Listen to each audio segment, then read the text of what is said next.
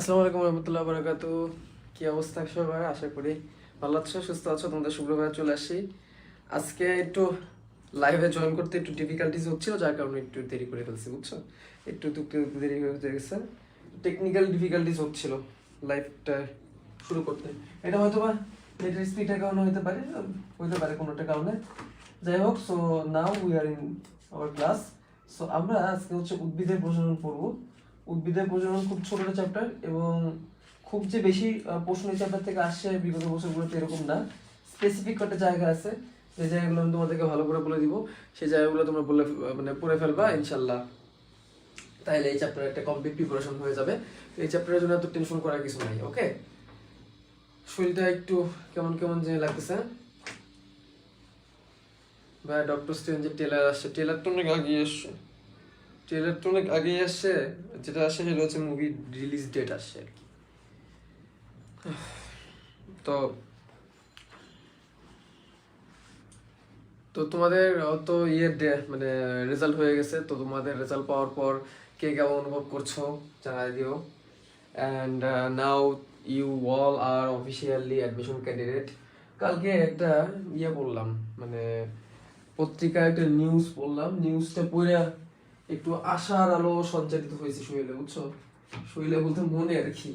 নিউজটা হচ্ছে এরকম, দাঁড়াও, আইপ্যাডে চার্জ নেই।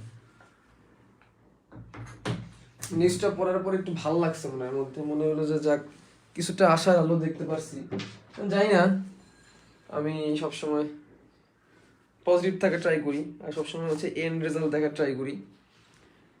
সেটা হচ্ছে তোমাদের নিয়ে, সেটা হচ্ছে তোমাদের সিলেবাস নিয়ে। এটা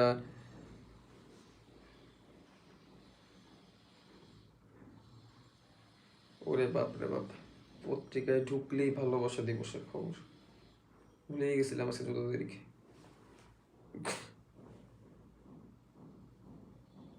আচ্ছা, কয়টা জিনিস আমি খেয়াল করলাম। একটা হচ্ছে এই মাসের শেষ নাগাদ শিক্ষা প্রতিষ্ঠান খুলে দেওয়া হবে, প্রধানমন্ত্রীর আশাবাদ।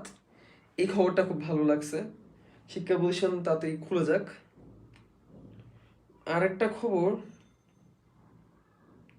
যে খবরটা আমি খুঁজতেছি, ওয়েট,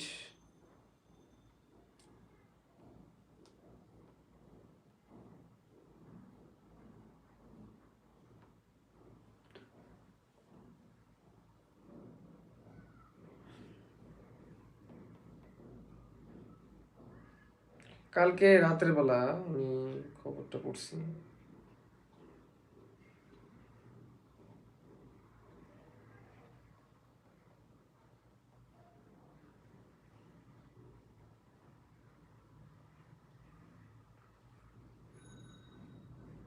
(9.41) নিয়ে কি মেডিকেল দিতে পারবো? হ্যাঁ পারবা। আরে তোমরা কোন যুগে বাস করো? তোমরা কি মানে দেখো না, মানে এই আমার ইউটিউব চ্যানেলটা দেখো না, কত দিলাম এরকম,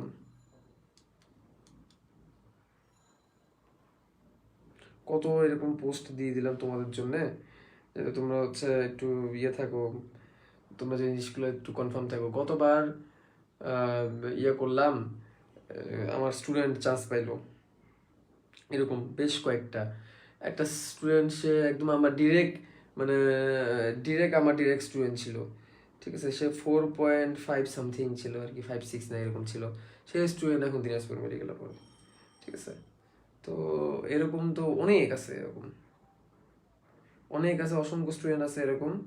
তো আমি মনে করি যে চান্স পাওয়া এখানে আসলে তোমরা চাইলেই সেটা পসিবল, তোমরা সেটা চাইলেই পসিবল। আর যে নাম্বার পিছায় আসো, যেটুকু নাম্বার পিছায় আসো, ওইটুকু নাম্বার পাওয়া কোনো বিষয় না। ওইটুকু নাম্বার চাইলে কি করা যায়, পাওয়া যায়। তা আমি পাচ্ছি না কেন জানি, প্রথম আলোতে মাঝে মাঝে হারায় যায় এগুলা।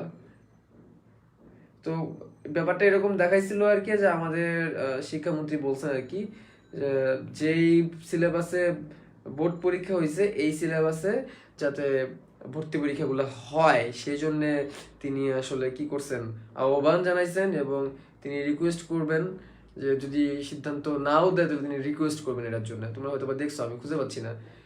প্রথম আমাদের অনলাইন একটা ভোট হয়েছে, যে পাঠ্যসূচিতে এইচএসসি পরীক্ষা হয়েছে তার ভিত্তিতে মেডিকেল ও বিশ্ববিদ্যালয়ে ভর্তি পরীক্ষা নেওয়া যৌক্তিক, শিক্ষামন্ত্রী দীপু মনির এই বক্তব্যের সাথে আপনি কি একমত? তোমরা কি বলো? যেখানে হ্যাঁ ভোট আসছে মাত্র 23% আর না ভোট আসছে 75%। মানে বুঝতে পারতেছি যে বাংলাদেশের বেশিরভাগ মানে গুণী শ্রেণীর মানুষরা মনে করেন যে ফুল সিলেবাসে হওয়া উচিত। ঠিক আছে, তো একমত না দ্বিমত, যাই হোক, আমি খবরটা পুরোপুরি খুঁজে পেলাম না, বাট এরকম এরকম আর কি চাওয়া হয়েছে যে যাতে করে যে সিলেবাসে ভর্তি পরীক্ষা মানে যে সিলেবাসে তোমাদের বোর্ড পরীক্ষা হয়েছে এই সিলেবাসে যাতে বোর্ড পরীক্ষা হয়, তো ভর্তি পরীক্ষা হয়, তো আমার তো বলবো অবশ্যই হওয়া উচিত। এখন বলা যায় না, তোমার সেই আশায় থাকো না, তোমার সেই আশায় থাকো না, কারণ কর্তৃপক্ষ, বিশ্ববিদ্যালয় কর্তৃপক্ষ বা কর্তৃপক্ষ বলে দিবে যে এস পার তা ওস পারি, ঠিক আছে, এটাই হয়ে যাবে, কিছু করার নাই, যেটাই বলবে ওটাই মানিয়ে নিতে হবে। যাই হোক, তো চলো আমরা শুরু করি আমাদের প্রজনন অধ্যায় দিয়ে। প্রজনন মানে কি? প্রজনন মানে হচ্ছে নতুন বংশধর জন্ম দেওয়া। শর্ট সিলেবাসে এক্সাম হবে এটা কেউ বলে নাই, বলছে যে 71 টিভিতে শর্ট সিলেবাসে এক্সাম হবে বলছে। শোনো, এইটা বলে লাভ নেই। 71 টিভি কি প্রশ্ন মেকার? 71 টিভি কি গভর্নমেন্টের কেউ? সে বলে দিবার হয়ে যাবে? হ্যাঁ, এরকম এগুলা এগুলা ভুয়া খবর। আমি বলতেছি যে মাননীয় শিক্ষামন্ত্রী আবারও রিকোয়েস্ট করছেন বিশ্ববিদ্যালয় কর্তৃপক্ষ এবং মেডিকেলকে যাতে করে তারা শর্ট সিলেবাসে পরীক্ষা নেয়। কথা শুনলে বুঝো না, রিকোয়েস্ট করছেন, তার মানে কি এখন যদি বিশ্ববিদ্যালয় কর্তৃপক্ষ এবং মেডিকেল না মানে কিছু করার নাই, এবং সম্ভাবনা আছে না মানার জন্য, বুঝছো? এটা ভাবার কোনো কারণ নেই যে হয়ে গেছে সব সিলেবাস। ওকে, আমার চাওয়া কি? আমার চাওয়া হচ্ছে ফুল সিলেবাসে হোক, কিন্তু সময়টা বাড়ায় দেওয়া হোক, এটা আমার চাওয়া। ঠিক আছে, সময়টা কি করে দেওয়া হোক, বাড়ায় দেওয়া হোক, ফুল সিলেবাস হোক, বাড়াই। দেখো, আর প্ল্যান্ট এমব্রায়োলজি কি? উদ্ভিদের ভ্রূণ সৃষ্টি ও বিকাশের বৈজ্ঞানিক আলোচনাকে প্ল্যান্ট এমব্রায়োলজি বলে। তো মেডিকেলে উঠলে ফার্স্ট ইয়ার একটা সাবজেক্ট পাবা, সেটা হচ্ছে এমব্রায়োলজি। বাট সেই এমব্রায়োলজি প্ল্যান্টের না, সেই এমব্রায়োলজি হচ্ছে মানুষের এমব্রায়োলজি, হিউম্যান এমব্রায়োলজি।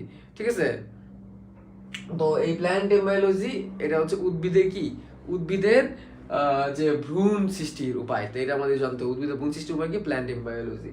তো প্রকারভেদ কি? প্রকারভেদ হচ্ছে যৌন প্রজনন, অযৌন প্রজনন এবং অপুংজনী।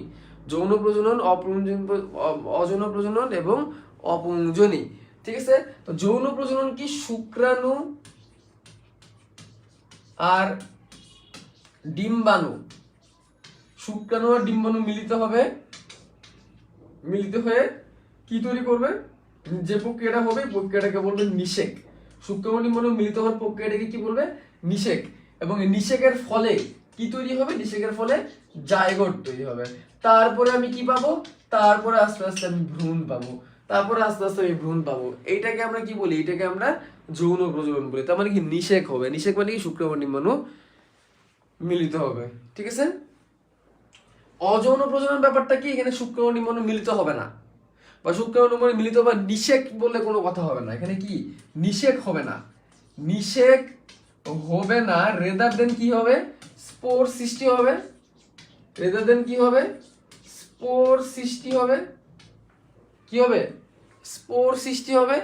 স্পোর সৃষ্টি হওয়ার পর অথবা এখানে অঙ্গজ প্রজনন হবে। স্পোর সৃষ্টি হবে অথবা অঙ্গজ প্রজনন হবে, তখন আমরা এটাকে বলবো অযৌন প্রজনন। আর অপুংজনী কি? অপুংজনী ব্যাপারটা এরকম, ডিম্বাণু থেকে সেটা হ্যাপ্লয়েড হতে পারে, ডাইরেক্ট ভ্রূণ তৈরি হয়ে যাবে। মানে ব্যাপারটা হচ্ছে বাবা ছাড়া সন্তান জন্ম দেওয়া, মা সন্তান জন্ম দিয়ে দিয়েছে কিন্তু বাবা নাই। ঠিক আছে, ব্যাপারটা এরকম, ডিম্বাণু ডিরেক্টলি ভ্রূণে পরিণত হয়ে যাবে। একটু অন্যরকম, এটা ইন্ডোসিন উদ্ভিদের ক্ষেত্রে হয়ে থাকে। এটা একদমই একটু শুনলে একটু অন্যরকম মনে হয় ব্যাপারটা। অপুংজনী মানে কি? অপুংজনী মানে হচ্ছে পার্থেনোজেনেসিস বলে যেটাকে আমরা। তোমরা কি পার্থেনোজেনেসিসের নাম পড়ছো? পার্থেনোজেনেসিস এই জিনিসের নাম তোমরা পড়ছো? পার্থেনোজেনেসিস মানে কি? পার্থেনোজেনেসিস মানে হচ্ছে একটা ডিম্বাণু থেকে ডিরেক্টলি একটা ভ্রূণে পরিণত হয়ে যাওয়া। কোনো নিষেক হবে না, কোনো শুক্রাণু লাগবেই না।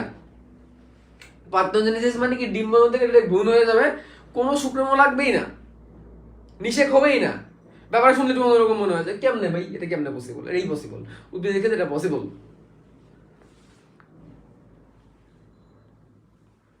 ভাইয়া এক মনে কভার দিলে মেডিকেল চান্স পাওয়া পসিবল? পড়ালেখা কোন লেভেলের হওয়া দরকার? পড়ালেখা মারাত্মক লেভেলের হওয়া দরকার অবশ্যই, তোমার জায়গা থেকে সর্বোচ্চ।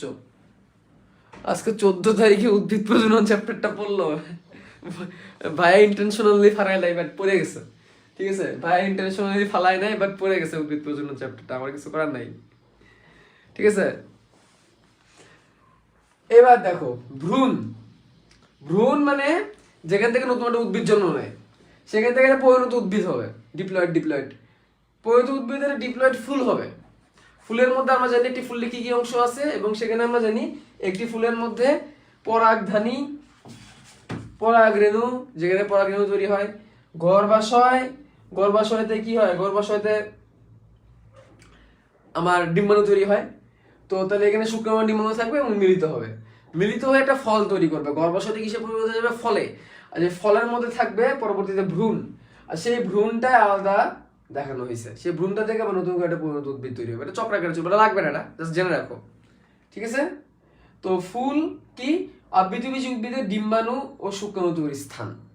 আবৃতবীজী উদ্ভিদের ডিম্বাণু এবং শুক্রাণু তৈরির স্থান হচ্ছে ফুল। আবৃতবীজী উদ্ভিদের কথা কেন বলছে? আবৃতবীজী উদ্ভিদের কথা এই কারণে বলছে কারণ আবৃত উদ্ভিদের ক্ষেত্রে এটা প্রযোজ্য। আবৃতবীজী উদ্ভিদের ক্ষেত্রে তাদের ফুলে গর্ভাশয়, গর্ভদণ্ড, গর্ভমুণ্ড থাকে, ফুলে বীজপত্র থাকে এবং তার ভিতরে আমরা ফলের ভিতরে আমরা বীজ পাই। এই জন্য এখানে স্পেশালি আবৃতবীজী উদ্ভিদের কথা এখানে বলছে। যে জায়গাগুলা লাগবে সে জায়গাগুলো আমি তোমাদেরকে বলে দিব। যে জায়গাগুলো লাগবে এই জায়গাগুলো তোমাদের আমি কি করে দিব? বলে দিব যে ভাই এটা ভালো করে পড়ে নাও। তাহলে ফুল হলো উদ্ভিদের বংশ বিস্তারের জন্য বিশেষভাবে রূপান্তরিত বিটপ। ফুল কি? ফুল হচ্ছে উদ্ভিদের বংশ বিস্তারের জন্য বিশেষভাবে রূপান্তরিত বিটপ। তাহলে কি বললাম? বিশেষভাবে রূপান্তরিত বিটপ। বিশেষভাবে রূপান্তরিত বিটপ হচ্ছে ফুল। বিটপ কি? বিটপ হচ্ছে উদ্ভিদের একটা রূপান্তরিত অংশ, উদ্ভিদের জন্য একটা রূপান্তরিত একটা অংশ। ওকে, যৌন প্রজনন। এখন আমরা যৌন প্রজননে গেলাম, যেখানে আমাদের কি বলতেছে? যেখানে আমাদের বলতেছে পুংগ্যামেট আর স্ত্রীগ্যামেট মিলিত হবে। আগে বলছি পুংগ্যামেট এবং স্ত্রীগ্যামেট মিলিত হয়ে অপত্য বংশধর তৈরি করবে, অর্থাৎ নিষেক হবে। যে কথাটা খুবই গুরুত্বপূর্ণ, যেখানে কি হবে? নিষেক হবে, বা যেটাকে আমরা ফার্টিলাইজেশন বলি। নিষেককে ইংলিশে কি বলে? ইংলিশে বলা হয় হচ্ছে ফার্টিলাইজেশন। তাহলে এখানে নিষেক হবে, এটা হচ্ছে সব থেকে গুরুত্বপূর্ণ কথা। তো এটা কটা ধাপে হয়? প্রথম হচ্ছে পরাগরেণুর পরিস্ফুটন হবে। এই ধাপগুলো মনে রাখবা সিরিয়ালি, এই সিরিয়ালটা মনে রাখবা, এই সিরিয়ালটা অনেক গুরুত্বপূর্ণ। সিরিয়াল প্রথমে কি হবে? পরাগরেণু পরিস্ফুটন হবে, পরাগরেণুটা পরিপক্ক হবে। 2 নম্বর ধাপে কি হবে? পুংগ্যামেটোফাইটের পরিস্ফুটন হবে। পুংগ্যামেটোফাইটটা কি হবে? তৈরি হবে, মাঝে সাথে শুক্রাণু তৈরি হবে। পুংগ্যামেটোফাইটের পরিস্ফুটনের সময় কি হয়? শুক্রাণু তৈরি হয়। এই ধাপে কি হয়? শুক্রাণু তৈরি হয়। এই ধাপে শুক্রাণু তৈরি হয়। তারপরে কি হবে? তারপরে হচ্ছে ডিম্বকের পরিস্ফুরণ হবে, যেখান থেকে পরবর্তী স্ত্রীগ্যামেটের পরে একটা পরিস্ফুরণ বা ডিম্বাণু তৈরি হবে। ডিম্বাণু তৈরি হবে, সবশেষে নিষেক হবে। এই 5টা স্টেপের কথা মনে রাখো। প্রথমে পরাগরেণুটা পরিপক্ক হবে, সেই পরাগরেণুতে শুক্রাণু তৈরি হবে। ডিম্বকটা পরিপক্ক হবে বা সুগঠিত হবে এবং সেখানে ডিম্বাণু তৈরি হবে। ডিম্বক আর ডিম্বাণু কিন্তু এক না, ডিম্বক এর মধ্যে ডিম্বাণু তৈরি হয়, আর তারপরে সেই দুটো মিলিত হবে। মিলিত হওয়াটাকে বলবো আমরা নিষেক। তাহলে এই 5টা স্টেপ সিরিয়ালি মনে রাখতে হবে। সিরিয়ালি 5টা স্টেপ মনে রাখতে হবে। প্রশ্ন আসতে পারে নিচের কোনটি আবৃতবীজী উদ্ভিদের যৌন প্রজননের ধাপ নয়? আসতে পারে প্রশ্ন, নিচের কোনটি আবৃতবীজী উদ্ভিদের যৌন প্রজননের ধাপ নয়? বুঝছো? তো এবার আমরা পরাগরেণুর পরিস্ফুরণটা আমরা একটু দেখব। পুংস্তবকে এক বা একাধিক পুংকেশর থাকে। পুংকেশর পুংদণ্ড ও পরাগধানী দিয়ে তৈরি। তাহলে পুংকেশর পুংদণ্ড এবং পরাগধানী দিয়ে তৈরি। তাহলে ব্যাপারটা ক্লিয়ার হবে যদি আমি একটা ছবি তোমাদের এঁকে দেই। এই দেখো, এই যে একটা পুংদণ্ড আর একটা পরাগধানী, পরাগধানীর ভিতরে থাকবে পরাগরেণু, পরাগধানীর ভিতরে কি থাকবে? পরাগরেণু থাকবে। এবং এটা হচ্ছে একটা পুংকেশর। এটা হচ্ছে কি একটা? এটা হচ্ছে একটা পুংকেশর। পুংকেশর, পরাগদণ্ড, পরাগধানী এবং যোজনী আছে, এটা তো আমরা দেখবই। তো পরাগধানীকে যদি আমি এই বরাবর কাটি, পরাগধানীকে যদি আমরা এই বরাবর কাটি, এই বরাবর যদি কাটি, কেটে যদি আমি এখানে দেখানোর চেষ্টা করি, দেখানোর চেষ্টা করলে পরাগধানীটা কেটে আমি এরকম বের করতে পারবো। পরাগধানীটাকে এই বরাবর কেটে ফেললে আমি এরকম বের করতে পারবো। এই হচ্ছে পরাগদণ্ড বা পুংদণ্ড। এটা একটা পুংকেশর, এটা কি একটা পুংকেশর। এরকম পুংকেশর অনেকগুলো থাকতে পারে, একটা ফুলের মধ্যে অনেকগুলো পুংকেশর থাকতে পারে নিঃসন্দেহে। হ্যাঁ, তো যেটা বলতেছিলাম, এই যে পুংদণ্ডের উপর পরাগধানী, এই পরাগধানীর ভিতরে থাকবে পরাগথলি। চারটা দেখো পরাগথলি পাইছি আমরা। এই পরাগথলির ভিতরে থাকবে পরাগরেণু। পরাগথলির ভিতরে কি পাচ্ছি আমরা? পরাগথলির ভিতরে আমরা পাচ্ছি হচ্ছে পরাগরেণু। পরাগথলির ভিতরে আমরা পাচ্ছি পরাগরেণু, এবং এগুলাকে কানেক্ট করে রাখবে যোজনী। এগুলাকে কানেক্ট করে রাখবে, এখানে একটা জায়গা থাকবে, যে জায়গার নাম হবে যোজনী বা লিঙ্কার।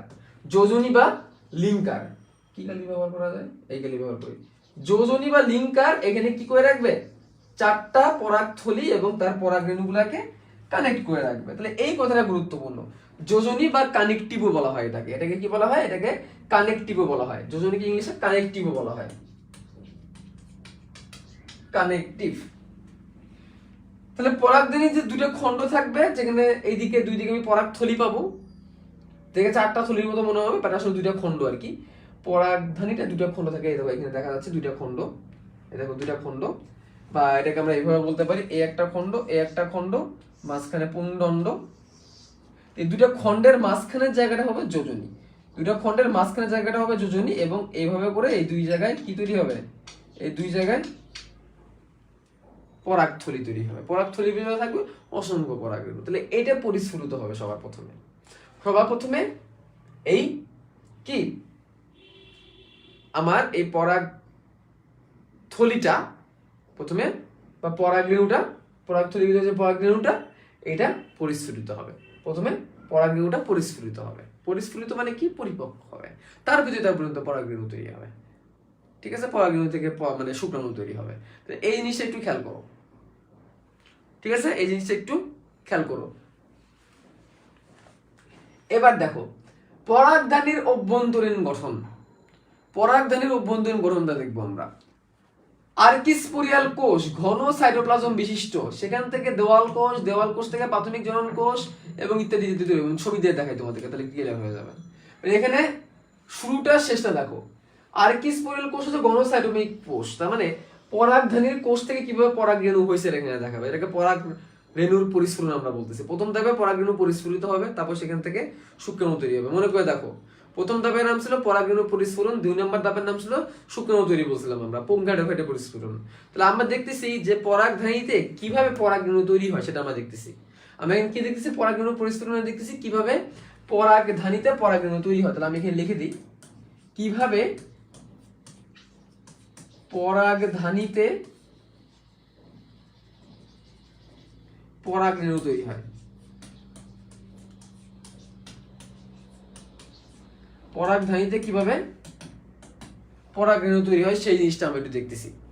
ওকে, তাহলে আমরা দেখতেছি কিভাবে অ্যান্থারের ভিতরে পোলেন গ্রেন তৈরি হয়। Anther and pollen grain. আচ্ছা, আর্কিস্পোরিয়াল সেল থাকে। আর্কিস্পোরিয়াল সেল বলতে এই দেখো, এই যে তুমি এখন যেটা দেখতেছো কোষ, বেসিক্যালি মেইন যে কোষ, সেই মেইন কোষটাকে আমরা কি বলতেছি? আর্কিস্পোরিয়াল কোষ, যেখানে অ্যাপিডার্মিস থাকবে, ত্বক থাকবে। অ্যাপিডার্মিস মানে ত্বক। এই আর্কিস্পোরিয়াল কোষ দেখো, খেয়াল করে দেখো, খুব ঘন ঘন। প্রথমে দেখো যে ত্বকীয় কোষ, এপিডার্মিস। এপিডার্মিস মানে কি? ত্বকীয় কোষ পরাগধানীর, সেখানে সাইডের কিছু ঘন ঘন কোষ তৈরি হবে, যেগুলোকে আমরা বলবো আর্কিস্পোরিয়াল কোষ। আর্কিস্পোরিয়াল কোষ কি? ঘন সাইটোপ্লাজম বিশিষ্ট কোষ। তার মানে প্রথমে একটা পরাগধানীর যে অ্যাপিডার্মিস বা ত্বকীয় কোষ, অ্যাপিডার্মিস বা ত্বকীয় কোষ, এই ত্বকীয় কোষ থেকে খুব ঘন সাইটোপ্লাজম বিশিষ্ট আর্কিস্পোরিয়াল কোষ তৈরি হবে। নামটা মনে রাখো, আর্কিস্পোরিয়াল কোষ, নামটা মনে রাখতে হবে। এই আর্কিস্পোরিয়াল কোষ থেকে পরবর্তীতে কিছু দেওয়াল কোষ তৈরি হবে। দেওয়াল কোষ মানে সাইডের সেল। আর্কিস্পোরিয়াল কোষ থেকে পরবর্তীতে কিছু কি তৈরি হবে? পরিধির দিকে দেওয়াল কোষ, এবং কেন্দ্রের দিকে কিছু প্রাথমিক জনন কোষ তৈরি হবে। কেন্দ্রের দিকে কি? কিছু প্রাথমিক জনন কোষ তৈরি হবে। কেন্দ্রের দিকে কি হবে? কিছু প্রাথমিক জনন কোষ তৈরি হবে। তাহলে কি পাইলাম? আমি পাইলাম দেওয়াল কোষ এবং প্রাথমিক জনন কোষ, দেওয়াল কোষ এবং প্রাথমিক জনন কোষ। প্রথমে এটা কি ছিল? আর্কিস্পোরিয়াল কোষ। আর্কিস্পোরিয়াল কোষ বিভাজিত হলো, বিভাজিত হয়ে আমি পাইলাম দেওয়াল কোষ আর প্রাথমিক জনন কোষ। দেওয়াল কোষ আর প্রাথমিক জনন কোষ। আর্কিস্পোরিয়াল কোষ থেকে দুই রকমের কোষ, দেওয়াল কোষ, প্রাথমিক জনন কোষ। সিরিয়ালটা মনে রাখো। দেওয়াল কোষ পরবর্তীতে প্রাচীর তৈরি করবে এবং ট্যাপেটাম তৈরি করবে। আর প্রাথমিক জনন কোষ কি করবে? প্রাথমিক জনন কোষ পরবর্তীতে পরাগ মাতৃকোষ থেকে পরাগরেণু তৈরি করবে। এই হচ্ছে সায়েন্স। দেখো খেয়াল করে, এই সেই এপিডার্মিস বা ত্বক আবার আছে। ট্যাপেটাম কিভাবে তৈরি হয়েছে? দেওয়াল কোষ থেকে প্রাচীরের ট্যাপেটাম তৈরি হয়েছে, নামই তার দেওয়াল কোষ। প্রাচীরের ট্যাপেটাম তৈরি করছে এবং তারপর প্রাথমিক জনন কোষ যেটা ছিল, সেই প্রাথমিক জনন কোষ থেকে পরাগরেণু আমি পাইছি। প্রাথমিক জনন কোষ থেকে আমি কি পাইছি? ভিতর দিকে পরাগরেণু আমি পাইছি। ঠিক আছে? ওকে, তাহলে এখন তোমার প্রশ্ন করতে পারো ট্যাপেটাম কি? ট্যাপেটাম হচ্ছে পরাগরেণুকে পুষ্টি প্রদান করে। কি করে? পরাগরেণুকে পুষ্টি প্রদান করে কে? ট্যাপেটাম। তো এই হচ্ছে কথাবার্তা। এখানে জাস্ট কি লাগবে তোমার? এখানে জাস্ট তোমার এটা মনে রাখতে হবে যে প্রথমে ছিল এপিডার্মিল কোষ, ত্বকীয় কোষ, সেখান থেকে আমি আর্কিস্পোরিয়াল কোষ পাইছি। আর্কিস্পোরিয়াল কোষটা বিভাজিত দেওয়াল কোষ আর প্রাথমিক জনন কোষ তৈরি করছে। প্রাথমিক জনন কোষটাই পরবর্তীতে পরাগরেণুতে শিফট হয়েছে। আর দেওয়াল কোষ থেকে প্রাচীর তৈরি করে এবং পুষ্টি তৈরি করে ট্যাপেটাম পাওয়া গেছে। শেষ। কোন চ্যাপ্টার একটু কাইন্ডলি বলবা? আরে ভাই, ভাই রে ভাই, কই আসিস তোরা ভাই? আমি কাদের নিয়ে স্বপ্ন দেখি মেডিকেলে পড়ার রে? এটা উদ্ভিদের প্রজনন। হাই রে হাই।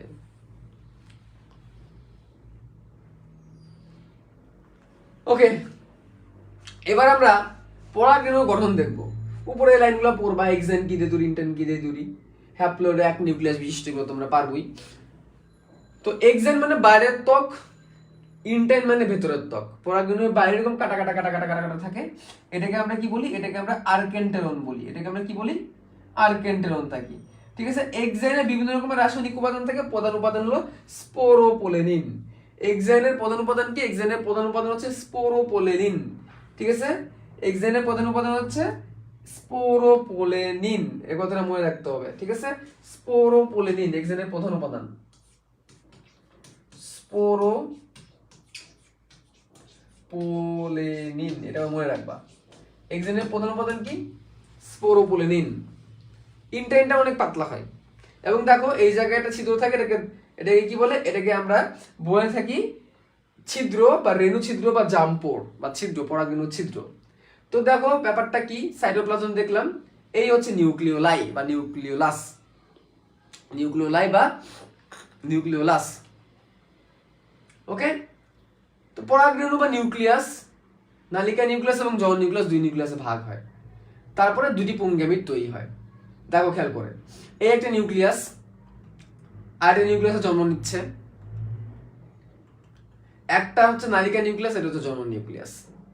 নালিকা নিউক্লিয়াসটা বড় থাকবে, জনন নিউক্লিয়াসটা ছোট থাকবে। নালিকা নিউক্লিয়াস আর জনন নিউক্লিয়াস কাছাকাছি আসবে, একটা পরাগ নালিকা তৈরি করবে, পোলেন টিউব তৈরি করবে। পোলেন টিউব তৈরি করবে এবং নালিকা নিউক্লিয়াসটা সামনের দিকে আগাতে থাকবে, তার পেছন পেছন আসবে জনন নিউক্লিয়াস। নালিকা নিউক্লিয়াসের সামনের দিকে আগাতে থাকবে, পেছন পেছন আসবে জনন নিউক্লিয়াস। একটা পর্যায়ে জনন নিউক্লিয়াস ভাগ হয়ে দুটা পুংগেমিট তৈরি করবে, দুটা হ্যাপ্লয়েড পুংগেমিট তৈরি করবে এবং এটা সামনের দিকে অগ্রসর হতে থাকবে। সামনের দিকে থাকবে নালিকা নিউক্লিয়াস, সামনের দিকে থাকবে নালিকা নিউক্লিয়াস, পিছনে থাকবে জনন নিউক্লিয়াস। তাহলে এই কথাটা এখানে বলছে। তো পরাগরেণুর নিউক্লিয়াস দুই রকমের, নালিকা নিউক্লিয়াস আর জনন নিউক্লিয়াস। জনন নিউক্লিয়াসটা পরবর্তীতে পরাগায়নের পরে, কিন্তু এটা কিন্তু আগে না, পরাগায়ন যদি হয়, পরাগায়নের উদ্দীপনায় ভাইয়া কোন ধাপে কোন বিভাজন হয়? আচ্ছা দেখাবো। তারও পরাগরেণুর পরে যদি বিভাজিত হয়, পরাগায়ন যদি হয়, তারপর আমি দুইটা পুংগেমিট বা দুইটা শুক্রাণু পাবো। এই হচ্ছে পুংগেমেটোফাইটের পরিস্ফুরণ বা যেটাকে আমরা শুক্রাণু সৃষ্টি বলছি। এই হচ্ছে পুংগেমেটোফাইটের পরিস্ফুরণ বা পরাগরেণুর সৃষ্টি, তাহলে শুক্রাণুর সৃষ্টি। তাহলে আমরা দেখলাম যে এখানে দুটো নিউক্লিয়াস ছিল, দুটো নিউক্লিয়াসের মধ্যে নালিকা নিউক্লিয়াসটা বড় ছিল, যেটা সামনের দিকে অগ্রসর হয়েছে, জনন নিউক্লিয়াসটা ছোট ছিল। একটা পর্যায়ে পরাগায়ন হয়ে যাওয়ার পরে জনন নিউক্লিয়াসটা পরে দুইটা শুক্রাণুতে পরিণত হয়েছে। এই বেসিক কমন সেন্স গুলো ক্লিয়ার থাকতে হবে এখানে। কি বইয়ের মধ্যে পাইতেছো না?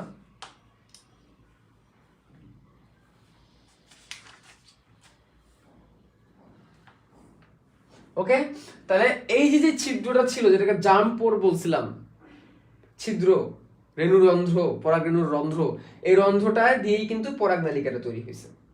এবং রন্ধ্র প্রজাতিভেদে 20টা পর্যন্ত হইতে পারে। কয়টা পর্যন্ত হইতে পারে? 20টা পর্যন্ত হইতে পারে। ওকে, পরাগরেণু পরিস্ফুরণ দেখি। প্রাইমারি আর্কিস্পোরিয়াল কোষ, যেটাকে আর্কিস্পোরিয়াল কোষ বলছিলাম আমরা, সেখান থেকে আমরা প্রাথমিক জনন কোষ আর দেওয়াল কোষ পাইছিলাম, দেখলাম, এটা আমরা আগেই দেখছি। তারপর আমরা কি পাইলাম? প্রাথমিক জনন কোষটা স্ত্রী রেণু মাতৃকোষে পরিণত হইল, স্ত্রী রেণু মাতৃকোষ। সেটা আবার বিভাজিত 4টি হ্যাপ্লয়েড স্ত্রী রেণু তৈরি করলো। এবার কিন্তু আমরা ডিম্বকের পরিস্ফুরণ দেখতেছি। কিন্তু এখান থেকে 3টা নষ্ট হয়ে গেল, একটা থাকলো, 3টা নষ্ট হয়ে গেল, একটা থাকলো, কর্মক্ষম স্ত্রী রেণু একটা থাকলো। ঠিক আছে, ডিম্বকের গঠনটা আমরা একটু দেখি, আগেরটার মতোই স্ত্রী, আমরা একটু আগে যেটা দেখলাম এটা হচ্ছে ডিম্বকের পরিস্ফুরণ, এটা আগেরটার মতোই। প্রাইমারি আর্কিস্পোরিয়াল কোষ, এখান থেকে দেওয়াল কোষ আর জনন কোষ, জনন কোষ থেকে 4টা তৈরি হয়েছিল, 3টা নষ্ট হয়ে গেলে একটা থাকলো। এটা আমরা পরে আবার আসবো, সমস্যা নেই, এটা আমরা পরে আসবো আবার। ঠিক আছে, তোমরা এক্সান ইন্টারনি উপাদানগুলো ভালো করে বই নিও এখান থেকে। দেখো ডিম্বকে কি কি থাকে। গর্ভাশয়ের ভিতরে আমি কি পাবো? ডিম্বক। আর ডিম্বকের ভিতরে আমি পাবো ডিম্বাণু। ডিম্বকের ভিতরে একটা জায়গায় ডিম্বাণু তৈরি হবে। তো এটা আমরা একটু দেখবো কিভাবে হয়। প্রথমে আসে আমরা ডিম্বক নারী। খেয়াল করে দেখো, এটা হচ্ছে একটা ডিম্বকের ছবি, এই হচ্ছে ডিম্বক নারী। ঠিক আছে, এটাকে আমরা ডিম্বক নারী, যেটাকে আমরা ফিনিকুলাস বলে থাকি। এটা বোটার মতো কাজ করে, এটা নারী। এই জায়গাটা পরে গর্ভাশয়ের মতো লাগানো থাকে, যে এখানে থাকে গর্ভাশয়, এখানে থাকে কি গর্ভাশয়। ডিম্বক নারী বা ফিনিকুলাস দেখলাম আমরা।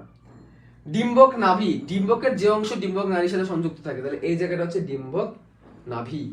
ঠিক আছে, এটাকে হাইলাম বলি। যেটাকে কি বলি? হাইলাম।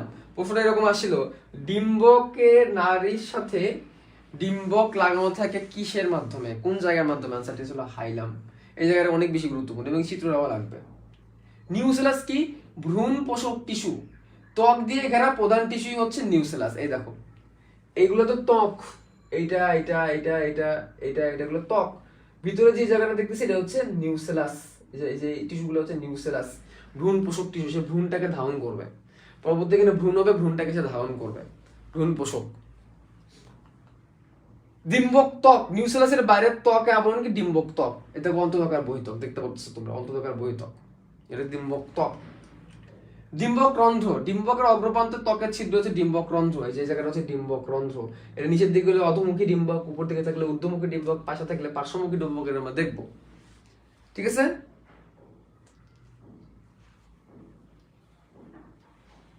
ওকে। ডিম্বক মূল, রন্ধ্রের অপোজিট সাইডটা হচ্ছে ডিম্বক মূল। তাহলে এই জায়গাটা হচ্ছে ডিম্বক মূল, এটা ঢেকে গেছে ওই জায়গাটা লোগোর কারণে। ওটা হচ্ছে কি? ডিম্বক মূল। রন্ধ্রের অপোজিটের জায়গাটা হচ্ছে ডিম্বক মূল। একটু দাঁড়াও, একটু ওয়েট।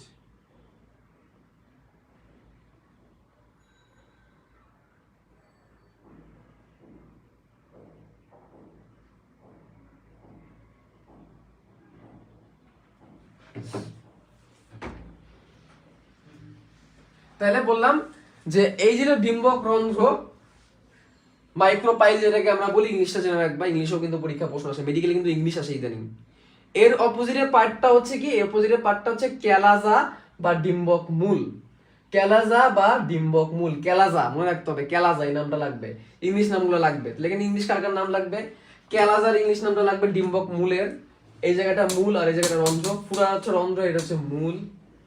ডিম্বক রন্ধ্র ইংলিশ নাম মাইক্রোপাইল, এটা লাগবে। হাইলামের নামটা লাগবে। এগুলো ইংলিশ, অন্তত এই কটা ইংলিশ মনে রাখতে হবে, এই কটা ইংলিশ মনে রাখতে হবে। ঠিক আছে, আচ্ছা এগুলো চিনে রাখো। এবার ভ্রূণথলি, নিউসেলাসের মধ্যে অবশ্যই থলির অংশটাকে ভ্রূণথলি বলে। ভ্রূণথলির মধ্যে আবার 3টা জিনিস থাকে। ঠিক আছে, এই দেখো এই জায়গাটা, এই হচ্ছে ভ্রূণথলি, এই জায়গাটা হচ্ছে ভ্রূণথলি। অনেকে চেও না, প্যাচ লাগাও। পুরোটা ডিম্বক, পুরোটা ডিম্বক। এর ভিতরে এই ছোট্ট জায়গাটা হচ্ছে ডিম্বাণু, আর এই জায়গাটা হচ্ছে ভ্রূণথলি। চিন্তা হবে ভাই, কি করতে হবে? চিন্তা হবে। কি থাকে? গর্ভযন্ত্র থাকে। গর্ভযন্ত্রের সন্নিকটে ডিম্বকের সন্নিকটে 3টি কোষ দিয়ে গঠিত ভ্রূণথলির অংশকে গর্ভযন্ত্র বলে। গর্ভযন্ত্রের 3টি কোষের মধ্যে ভেতরের দিকে সবথেকে বড় কোষটি ডিম্বাণু, বাইরের 2টা ছোট কোষকে সহকারী কোষ বলে। খেয়াল করো এই জায়গায়, এই দেখো এটা হচ্ছে ডিম্বাণু, কেমনে তৈরি এটা পরে দেখাবো। ডিম্বাণু আর তার সাথে যে 2টা কোষ সহকারী কোষ, তার সাথে যে 2টা কোষ সহকারী কোষ, আর এই 3টা হচ্ছে গর্ভযন্ত্র। গর্ভযন্ত্র যখন আমি বলবো তখন আমি ভ্রূণথলির দিকে তাকাবো। ভ্রূণথলি হচ্ছে এটা, এই 3টার মধ্যে 3টা কোষ থাকবে, এই 3টা কোষ হবে গর্ভযন্ত্র। আমি এখানে আঁকায় দেখাই, এই হচ্ছে ভ্রূণথলি। ভ্রূণথলির মধ্যে এখানে একটা বড় ডিম্বাণু থাকবে এবং পাশাপাশি 2টা সহকারী কোষ থাকবে, 2টা সহকারী কোষ থাকবে এবং অপোজিটে থাকবে আবার 3টা প্রতিপাদক কোষ। পরবর্তীতে 3টা নষ্ট হয়ে যাবে, অ্যান্টিপোডাল সেল মারা যাবে এবং মাঝখানে থাকবে খুবই খুবই গুরুত্বপূর্ণ 2টা সেকেন্ডারি নিউক্লিয়াস। তাহলে এই হচ্ছে কি, এই হচ্ছে ভ্রূণথলি। নিউক্লিয়াসের ভিতরে আছে ভ্রূণথলি, এর মধ্যে নিচের দিকে যে 3টা, এটাকে গর্ভযন্ত্র বলতেছি। কি বলতেছি? গর্ভযন্ত্র। এগ অ্যাপারাটাস, এগ অ্যাপারাটাস এর নাম দেখলে বুঝবে, এখানে একটা থাকবে মানে ডিম্বাণু থাকবে, বড়টা হচ্ছে ডিম্বাণু, পাশে 2টা সহকারী কোষ, অপোজিটে থাকবে অ্যান্টিপোডাল সেল বা প্রতিপাদক কোষ, আর মাঝখানে থাকবে সেকেন্ডারি নিউক্লিয়াস। 2 বিন্দু থেকে একটা একটা কোষ মাঝখানে চলে আসবে, এটাকে বলে সেকেন্ডারি নিউক্লিয়াস। লাল দুটো হচ্ছে সেকেন্ডারি নিউক্লিয়াস, ঠিক আছে? 2টি নিউক্লিয়াস মিলিত হয়ে যে একটি ডিপ্লয়েড নিউক্লিয়াস গঠন করে তার নাম সেকেন্ডারি নিউক্লিয়াস। কিন্তু 2n, কিন্তু এগুলো প্রত্যেকই কিন্তু হ্যাপ্লয়েড, এটা প্রত্যেকই হ্যাপ্লয়েড। এই 2টা মিলে আবার 2 ডিপ্লয়েড হয়ে গেছে, 2n হয়ে গেছে।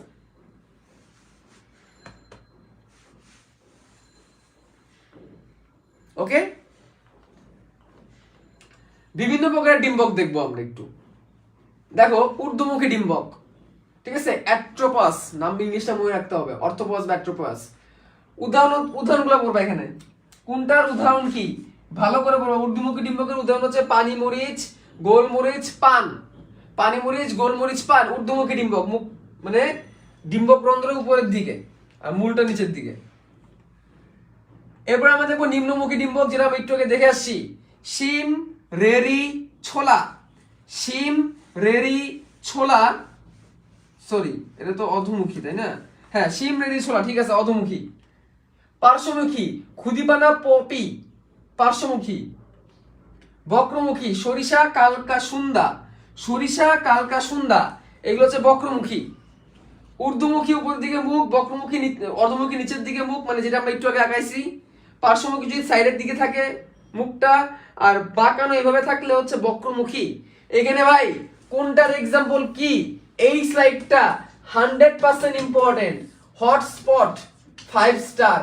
এখান থেকে বিগত বছরগুলোতে বহু প্রশ্ন আসছে। কোনটার এক্সাম্পল কি? ছন্দ দিন মনে রাখার, আমার কাছে ছন্দ নাই, সরি। তোমার কাছে ছন্দ থাকলে আমাকে দিতে পারো, সবাইকে দিতে পারো, আমার কাছে ছন্দ নাই। আমি ছন্দ দিয়ে মেডিকেলে চান্স পাই নাই। ছন্দ বললে হয়তো বা পাইতাম না, সব জায়গায় ছন্দ দেওয়া ঠিক না। এগুলোর এক্সাম্পল মনেই থাকে না, যার থাকবে সে চান্স পাবে। বলতে পারো ভাই আপনি তো রুট কেন, কি করে আছে, সময় শেষ এখন, ঠিক আছে? এখন একটু রুট না হলে হবে, এখন একটু রুট হওয়া লাগবে, ঠিক আছে? 1,89,179 জন এ প্লাস পাইছে, এর মধ্যে হয়তো বা সায়েন্সে আছে 1.5 লাখ। মেডিকেলে পরীক্ষা দিবে 1,20,000, 1,50,000 পরীক্ষা দিতে পারে এবার মেডিকেলে। ঢাকা ইউনিভার্সিটি দিবে এরকম অনেক। তোমার কি আশা আছে তুমি চান্স পাবা? কখন আছে? যখন তুমি কষ্ট করতে পারবা। তুমি কষ্ট করো, আমি বলে দিব, লিখে দিব, তুমি চান্স পাবা। কোনো না কোনো জায়গায় তুমি চান্স পাই যাবা, না তো হবে না, বুঝছো? এইসব এক্সাম্পল মুখস্থ করতে হবে, লিখে রাখো, লিখে রাখো, লিখে রাখো বাবা, লিখে রাখো। এগুলা বারবার লিখে রাখবা, লিখে লিখে পড়বা। সব জায়গায় ছন্দ ভালো না, বুঝছো? থাকলে পড়তে পারো। এই যে দেখো একজন ছন্দ বলছে, ছন্দ দিয়ে যদি তোমার সহজ হয় তুমি বলতে পারো, ছন্দ দিয়ে যদি তোমার সহজ হয় তুমি পড়তে পারো। এই যে দেখো একজন লিখছে ঊর্ধ্বে পাগল, ঊর্ধ্বমুখী পানি, পানি মরিচ, পান, পানি মরিচ, আর হচ্ছে গোলমরিচ, ঊর্ধ্বে পাগল, এটা পড়তে পারো। এখানে এক একটা জন্য একটা একটা পড়া লাগে আলাদা আলাদা, ঠিক আছে? এই জন্য আমার অত ভালো লাগে না, বুঝছো? ছন্দ যেসব জায়গায় লাগে এইসব জায়গায় দেবে, দেখো যে যেভাবে পড়তে পারো, কোনো সমস্যা নেই, ঠিক আছে, বুঝছো? স্ত্রী রেণু হলো স্ত্রী গ্যামেটোফাইটের প্রথম কোষ, এই কথা একটু পড়তে হবে। স্ত্রী গ্যামেটোফাইটের প্রথম কোষ হচ্ছে স্ত্রী রেণু, মেগাস্পোর। কার্যকরী স্ত্রী রেণুটি বিভাজিত বৃদ্ধিপ্রাপ্ত স্ত্রী গ্যামেটোফাইট গঠন করে। স্ত্রী গ্যামেটোফাইট এমব্রায়ো স্যাক বা ভ্রূণথলি নামেও পরিচিত। ভ্রূণথলির গঠন প্রধানত 3 প্রকার। এই যে একটা কথা লাগবে, ভ্রূণথলির গঠন প্রধানত 3 প্রকার। ভ্রূণথলির কথা মনে আছে? ভ্রূণথলির কথা মনে আছে? এই যে পাইছিলাম আমরা এখন, ঠিক আছে। তো ভ্রূণথলির গঠন আবার কয় রকমের হয়? ভ্রূণথলির গঠন হয়ে থাকে আবার 3 রকমের। মনস্ফটিক, এক্ষেত্রে একটি স্ত্রী রেণু ভ্রূণথলি গঠনে অংশগ্রহণ করে। একটা স্ত্রী রেণু ভ্রূণথলি গঠনে অংশগ্রহণ করে। যদি দুটা অংশগ্রহণ করে বাইস্ফটিক, যদি 4টা অংশগ্রহণ করে টেট্রাস্ফটিক। যদি 4টা অংশগ্রহণ করে তাহলে কি? টেট্রাস্ফটিক। ওকে, এই কথা একটু মাথায় রাখতে হবে। তবে বেশিরভাগ ক্ষেত্রে মনস্ফটিকই হয়। বেশিরভাগ ক্ষেত্রে কি হয়? মনস্ফটিক হয়। 75% উদ্ভিদই হচ্ছে মনস্ফটিক। 75% উদ্ভিদই কি? মনস্ফটিক। ফোন আসছে, ওয়েট, ওকে। তাহলে এখানে মনে রাখতে হবে 75% উদ্ভিদই কি? মনস্পরিক। ওদের একটা স্ত্রী রেণুই ভ্রূণথলি তৈরি করে। এখন এগুলোর এক্সাম্পল তোমাদের বইয়ে দেওয়া আছে, দাগানো বইয়ের পিডিএফ সেগুলো দিয়ে দিব, ঠিক আছে। আমি এগুলো দাগানো বইয়ের পিডিএফ দিয়ে দেবো, এগুলো কিছু এক্সাম্পল আছে, এগুলো আমি দাগানো বইয়ের পিডিএফ দিয়ে দিব। মেডিকেলের জন্য এগুলো খুব লাগে,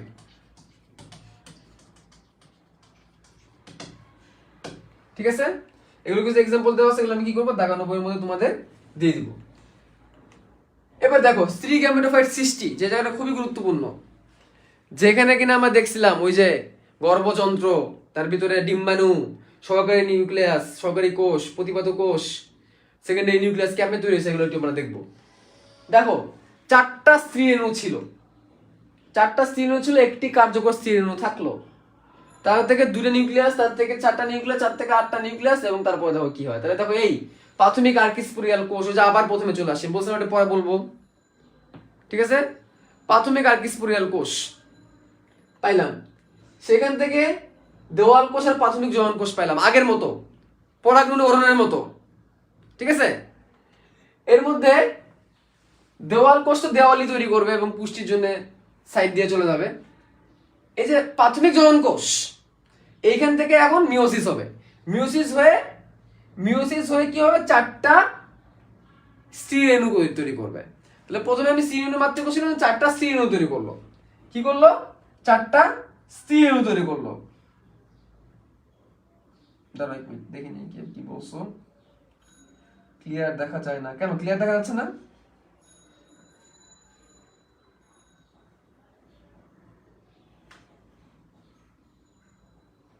আচ্ছা, এবার দেখো এর মধ্যে 3টাই নষ্ট হয়ে যাবে, একটা টিকে থাকবে। 3টাই নষ্ট হয়ে যাবে, একটা টিকে থাকবে। এখানে 4টা ছিল হ্যাপ্লয়েড, কিন্তু হ্যাপ্লয়েড মনে রাখতে হবে, হ্যাপ্লয়েড এন, একটা টিকে থাকবে, 3টাই নষ্ট হয়ে যাবে। এই দেখো উপরের 3টে নষ্ট হয়ে আরো কেমন হয়ে গেছে। এবং দেখো কর্মক্ষম স্ত্রী রেণুটা বিভাজিত হবে, এখন বিভাজিত দূরে তৈরি করবে, তারপর আবার 4টা, তারপর আবার 8টা। তাহলে দেখো 4টা ছিল হ্যাপ্লয়েড, এটা তো নাই, 4টা হ্যাপ্লয়েড ছিল, একটা টিকে থাকলো, আর বাকি 3টা নষ্ট হয়ে গেল। যে 3টা নষ্ট হয়ে গেল এই সেই 3টা, আর যেটা থাকলো এই তার একটা নিউক্লিয়াস থেকে 2টা নিউক্লিয়াস, দূরে থেকে তার 4টা নিউক্লিয়াস, 4টা থেকে তার 8টা নিউক্লিয়াস, ওইটা 8টা নিউক্লিয়াস, ওইটাই বলছে 2 নিউক্লিয়াস অবস্থা, 4 নিউক্লিয়াস অবস্থা, 8 নিউক্লিয়াস অবস্থা। প্রত্যেকটা থেকে একটা করে মাঝখানে চলে আসতে চেষ্টা করবে, প্রত্যেকটা থেকে একটা মাঝখানে চলে আসতে চেষ্টা করবে। 4টা মানে 8টা মানে কি? এইদিকে 4টা, এইদিকে 4টা, এর মধ্যে একটা করে মাঝখানে চলে আসার চেষ্টা করবে, এবং কিছুক্ষণ পর মাঝখানে চলেও আসবে, কিছুক্ষণ পর মাঝখানে চলেও আসবে। তাহলে এইদিকে 3টা, এইদিকে 3টা, মাঝখানে 2টা। দেখো ওইরকম হচ্ছে, কিন্তু এই চিত্রটা ভালো করে করবা, আসতে পারে পরীক্ষায় রিটেনে। এবং এইখান থেকে যে কোনো একটা পরিণত হয়ে যাবে ডিম্বাণুতে, ডিম্বাণুতে 2টা হয়ে যাবে সহকারী, আর ঠিক তার অপোজিট গুলো হয়ে যাবে প্রতিপাদক, আর এখানে দুইটা মিলে একটা হয়ে যাবে, বলতে 2n ডিপ্লয়েড হয়ে যাবে সেকেন্ডারি। ঠিক আছে, হয়ে যাবে সেকেন্ডারি। দেখো সেই সেকেন্ডারি নিউক্লিয়াস এখানে কিন্তু দুইটা, এখানে কিন্তু ডিপ্লয়েড, এখানে কিন্তু n+n মনে রাখতে হবে। পাই গেলাম গর্ভযন্ত্র, বা এটাকে আমরা বলছিলাম হচ্ছে এগ অ্যাপারেটাস, তাই না? গর্ভযন্ত্র বা এগ অ্যাপারেটাস পেলাম, যেখানে আছে একটা ডিম্বাণু আর দুটো সহকারী কোষ বা সিনার্জিট, প্রতিবাদ কোষ অপোজিট দিকে প্রতিবাদ কোষ। তো সিনার্জিট মানে সহকারী নিউক্লিয়াস, এই এটা তো আমরা দেখছি। এই চিত্রটা একটু পড়ে নিও, আসতে পারে, এগুলো আমরা দেখছি। এখনো অনেকে জিজ্ঞেস করে কোন চ্যাপ্টার, আল্লাহ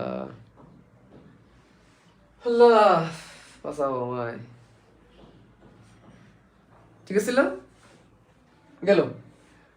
তো এইভাবে বলা যায় গর্ভমুণ্ডে পরাগরেণু পড়বে, পরাগরেণু থেকে পরাগনালিকা তৈরি হবে, গর্ভাশয়ের দিকে যাবে, শুক্রাণু সৃষ্টি হবে, পরাগনালিকার ভ্রূণথলিতে প্রবেশ করবে, শুক্রাণু নিক্ষিপ্ত করবে, ভ্রূণথলিতে ডিম্বাণু শুক্রাণু মিলন হবে।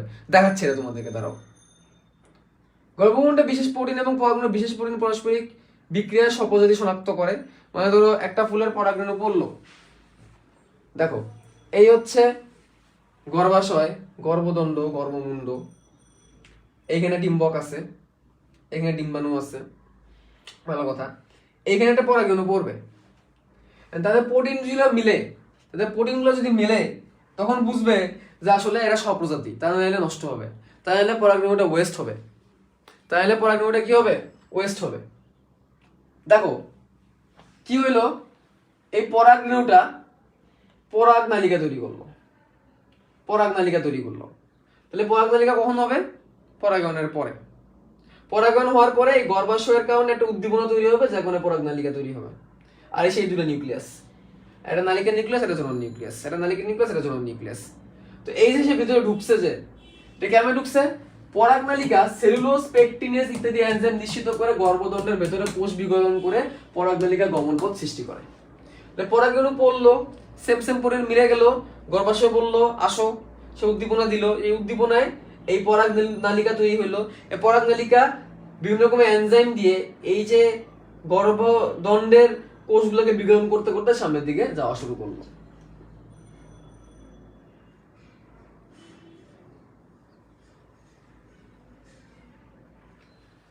পরাগনালিকা ডিম্বক্রন্থের পথে ডিম্বকে প্রবেশ করে, একে পুরোগামী বলে।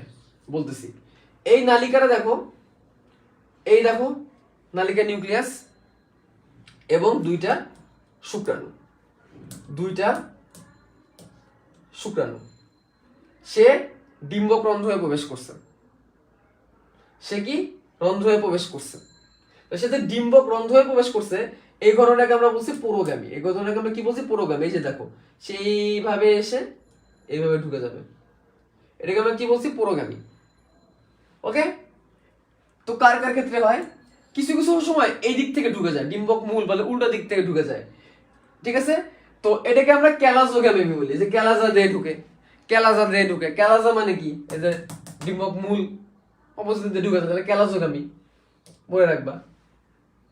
আর কোন কোন উদ্ভিদ যেমন লাউ, কুমড়া, এদের ক্ষেত্রে সাইড দিয়ে ঢুকে যায়, ডিম্বক ত্বক দিয়ে ঢুকে যায়, এটাকে আমরা বলি মেজোগামী। তাহলে আমরা তিন রকমের পাইলাম। এই যে তাহলে এই হচ্ছে আমার ডিম্বাণু, সহকারী কোষ, প্রতিপাদক কোষ, সেকেন্ডারি নিউক্লিয়াস, ডিম্বকের ত্বক,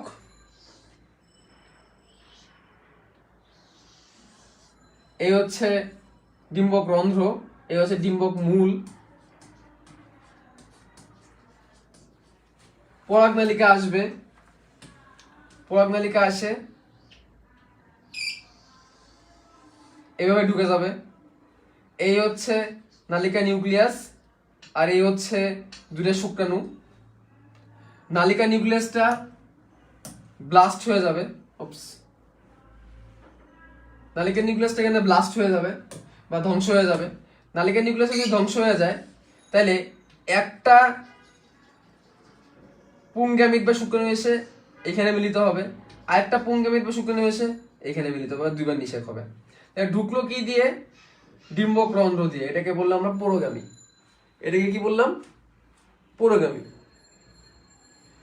এই দিক দিয়ে ঢুকলে ক্যালাজা বা ডিম্বক মূল দিয়ে যদি ঢুকে যায়, এই দিক দিয়ে যদি ঢুকে যায় ক্যালাজোগামী। সাইড দিয়ে বা ত্বক দিয়ে ঢুকলে মেজোগামী। সাইড দিয়ে বা ত্বক দিয়ে ঢুকলে মেজোগামী। ওকে, তো এটাই দেখাইছে। এই দেখো কি সুন্দর, এই দেখছো? আবার দেখাই, এটাকে আমি আগে ক্লিন করে দিই। এই পরাগ নালিকা নিউক্লিয়াস, দুইটা শুক্রাণু। আমরা আগে দেখছি কেমনে হয়, খেয়াল করে দেখো। পরাগ নালিকা নিউক্লিয়াস শুক্রাণু সামনের দিকে অগ্রসর হয়েছে, দেখছো? ডিম্বক রন্ধ্র হয়ে ঢুকতেছে। এবার একটু জুম করে দেখবো। আচ্ছা, এইখানে দুইটা নিউক্লিয়াস যে মিলিত হবে, মানে দুইটা শুক্রাণু, একটা শুক্রাণু মিলিত হবে সেকেন্ডারি নিউক্লিয়াসের সাথে, একটা শুক্রাণু মিলিত হবে ডিম্বকের সাথে, ডিম্বাণুর সাথে। এই জন্য এটাকে আমরা দ্বিনিষেক বলতেছি। এটাকে আমরা কি বলতেছি? দ্বিনিষেক বলতেছি। দেখো খেয়াল করে, এই পর্যায়ে দেখো এইখানে কিন্তু নালিকা নিউক্লিয়াসটা নাই, ধ্বংস হয়ে গেছে। আছে দুইটা শুক্রাণু, আছে দুইটা শুক্রাণু।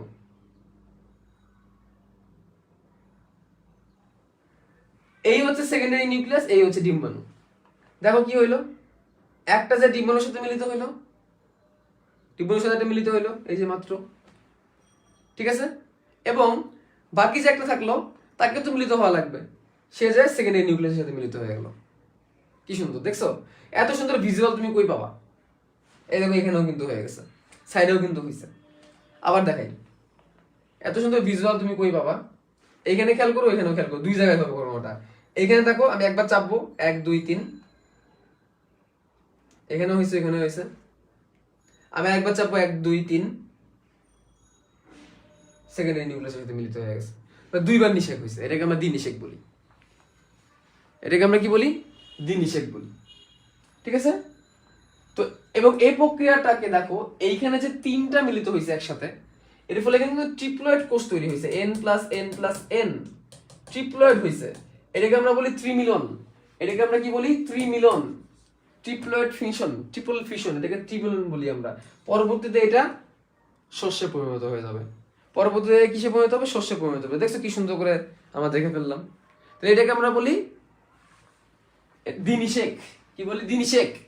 একটা মিলিত হয়েছে ডিম্বাণুর সাথে, একটা মিলিত হয়েছে সেকেন্ডারি নিউক্লিয়াসের সাথে, দুইটা নিষেক হয়েছে, দুইটা নিষেক হয়েছে। বুঝছো খেলা? কে ফোন দিল?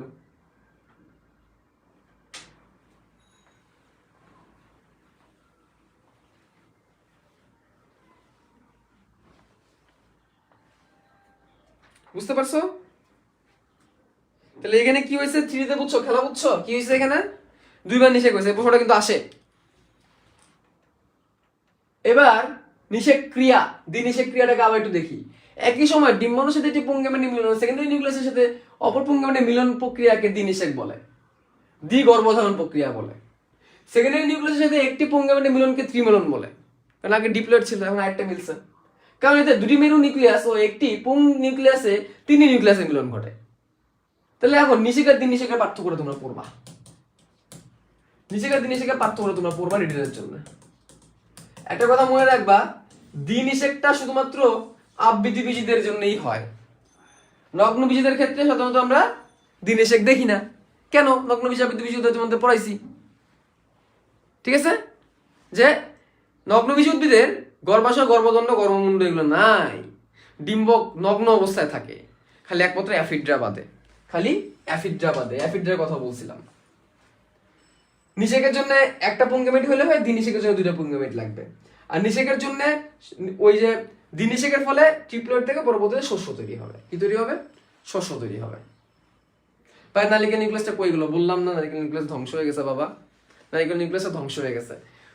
এই ডিম্ব গ্রন্থের মধ্যে প্রবেশের সময় সে নিজেকে ধ্বংস করে ফেলে, ঠিক আছে? নিষেকের পরিণতি, নিষেকের পরিণতি, প্রথম ডিপ্লয়েড কোষ তৈরি হবে বা জাইগোট তৈরি হবে, প্রথম পরিণতি।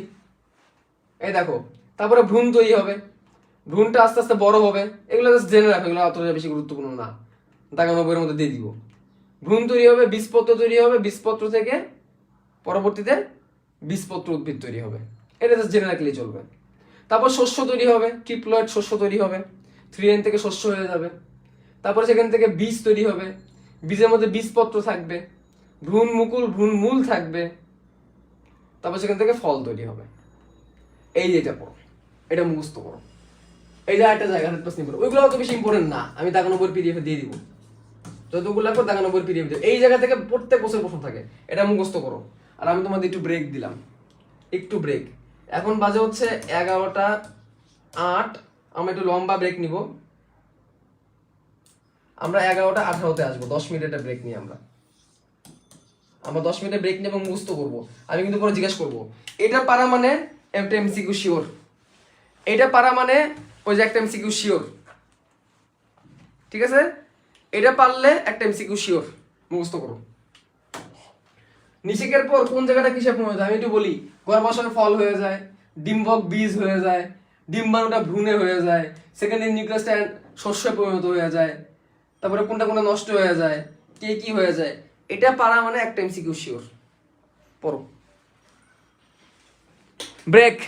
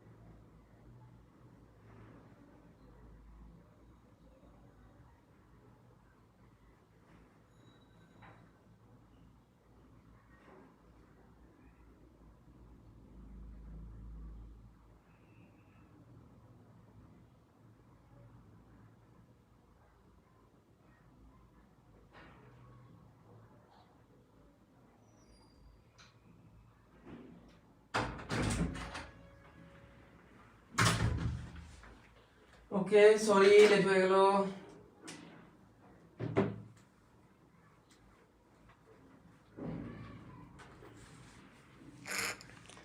একটু লেট করে ফেললাম, সরি।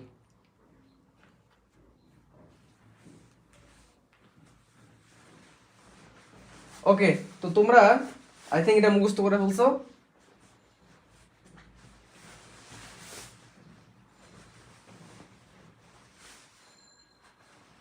আই থিঙ্ক তোমরা এটা মুখস্থ করে ফেলছো, তাহলে আমি আর এখানে থাকলাম না, সামনে আগেই। সো এখন থেকে মুখস্থ করার গুরুত্বপূর্ণ জিনিসগুলো চলে আসলো, যে জায়গাগুলা মুখস্থ করতে হবে সেই গুরুত্বপূর্ণ জায়গাগুলো কিন্তু এখন চলে আসলো। এখন যা যা পড়বো এই জায়গাগুলো একটু ভালো করে আমাদের কি রাখতে হবে, মুখস্থ করে রাখতে হবে। তবে এইটা এখান থেকে গ্যারান্টি আছে যে একটা এমসিকিউ তুমি মেডিকেল, ঢাকা ভার্সিটি অথবা জাহাঙ্গীরনগরে পেয়ে যাবা, এমনকি সব জায়গায় পেয়ে যাবা। আমি প্রশ্ন করছি ভ্রূণ কি? ভ্রূণ মানে হচ্ছে এমব্রায়ো, যেটা ভবিষ্যতে নতুন উদ্ভিদটা জন্ম দিবে, যেখান থেকে এক সময় ভ্রূণমুকুল তৈরি হবে।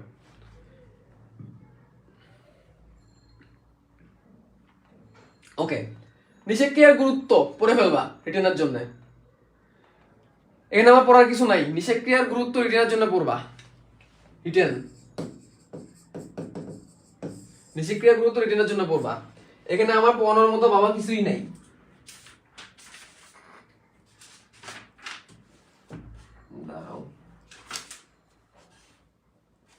আচ্ছা, একটা প্রশ্ন মনে রাখবা, একটা কথা মনে রাখবা, সেটা হচ্ছে নিষেকের পর ডিম্বকের অভ্যন্তরে রূপ পরিবর্তনের সাথে সাথে ডিম্বকের ত্বক দুটো অপেক্ষাকৃত কঠিন ও শুষ্ক হয়ে বীজত্বকে পরিণত হয়।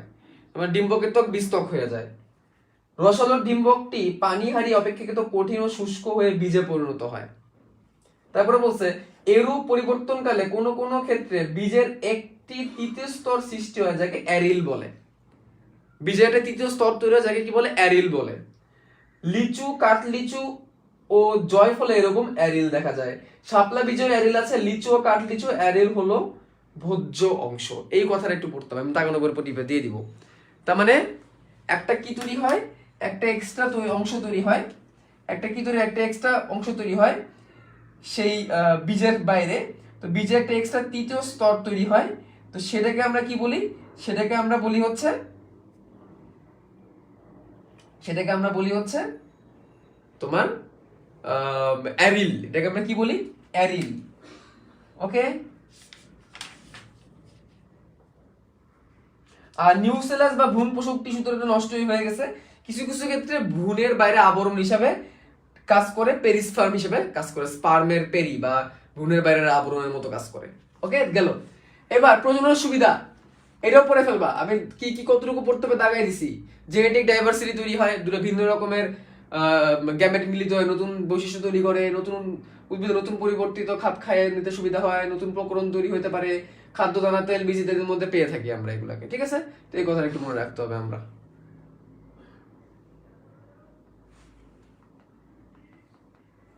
অযৌন প্রজনন, অযৌন প্রজনন দুই ভাবে আমরা এখানে পড়বো, স্পোর সৃষ্টি এবং অঙ্গজনন। তো প্রথমে স্পোর সৃষ্টি। নিম্ন শ্রেণীর উদ্ভিদের ক্ষেত্রে এরকম অনুকূল পরিবেশে সব স্পোর মাইটোসিস প্রক্রিয়া বিভাজিত করে নতুন উদ্ভিদ তৈরি করে। এর কিন্তু সূক্ষ্ম নিম্ন কোনো মিলিত হয় না। কনেডিয়াতে তৈরি পেনিসিলিয়াম ছত্রাকে কনেডিয়া তৈরি হয়, এটা স্পোর। গনেডিয়া তৈরি হয় মিউ করে। অ্যাগারিকাস নামক ছত্রাকে বেসিডিয়া তৈরি হয়, বেসিডিও স্পোর যেটাকে বলে। এবং অযৌন স্পোরের মধ্যে যারা চলাচল করতে পারবে এটাকে আমরা বলবো জুস্পোর। ক্ল্যামাইডোস্পোর আছে, একাইনিটি আবরণ তৈরি হলে একাইনিটি অ্যাপ্লোনোস্পোর তৈরি হতে পারে যদি চলাচল করতে না পারে। এগুলো আমরা শৈবাল অধ্যায়ের ডিটেইলস দেখবো। আমরা তোমাদের যখন শৈবাল ছত্রাক পড়াবো তখন এটাকে ডিটেইলস দেখাবো। আপাতত জেনে রাখো, এগুলো হচ্ছে বিভিন্ন রকমের স্পোরের নাম। আপাতত জেনে রাখো, কনেডিয়া দেখা যায় পেনিসিলিয়ামে, গনেডিয়া দেখা যায় মিউ করে, বেসিডিও স্পোর দেখা যায় অ্যাগারিকাস নামক ছত্রাকে। এটুকু মনে রাখো, বাকিগুলো আপাতত দরকার নাই। ঠিক আছে, এগুলো আমরা শৈবাল অধ্যায়ে পড়বো ডিটেইলসে। হোমোস্পোর যদি দুটি স্পোর সমাকৃতির হয়, যদি পুং স্পোর আর স্ত্রী স্পোর সমাকৃতির হয় তাহলে হোমোস্পোর, যদি বিষমাকৃতি হয় তাহলে হেটেরোস্পোর। ঠিক আছে, লং সিনেবাসকে মানব সমন্বয় দিয়ে তৈরি করবে, দেখি শিওর না। এই হচ্ছে পেনিসিলিয়াম স্পোর, এই হচ্ছে মিউকর, এই হচ্ছে অ্যাগারিকাস স্পোর যেটাকে আমরা বেসিডিও স্পোর বলি, এই হচ্ছে জু স্পোর যেটা চলাচল করতে পারে, ক্ল্যামাইডোস্পোর একটা বিশেষ প্রকৃতির স্পোর যার বাইরে আবরণ তৈরি হতে পারে, এবং এটা হচ্ছে একাইনিটি। ডায়াটম নামক কিছু শৈবালে একাইনিটি তৈরি হয়। ঠিক ঠিক আছে, তাহলে এখানে আমরা বিভিন্ন স্পোর এবং তার বিভিন্ন দশা আমরা দেখলাম। জু স্পোর কি? যে স্পোরের এরকম ফ্লাজেলা থাকবে এবং যে স্পোর এরকম চলাচল করতে পারবে এটাকে আমরা জু স্পোর বলি। যে স্পোর চলাচল করতে পারে না এবং গোল হয় এটাকে আমরা কি বলি? ঠিক আছে, অ্যাপ্লানোস্পোর বলি আমরা। ঠিক আছে, এগুলো আমরা শৈবাল ডিটেলস দেখবো।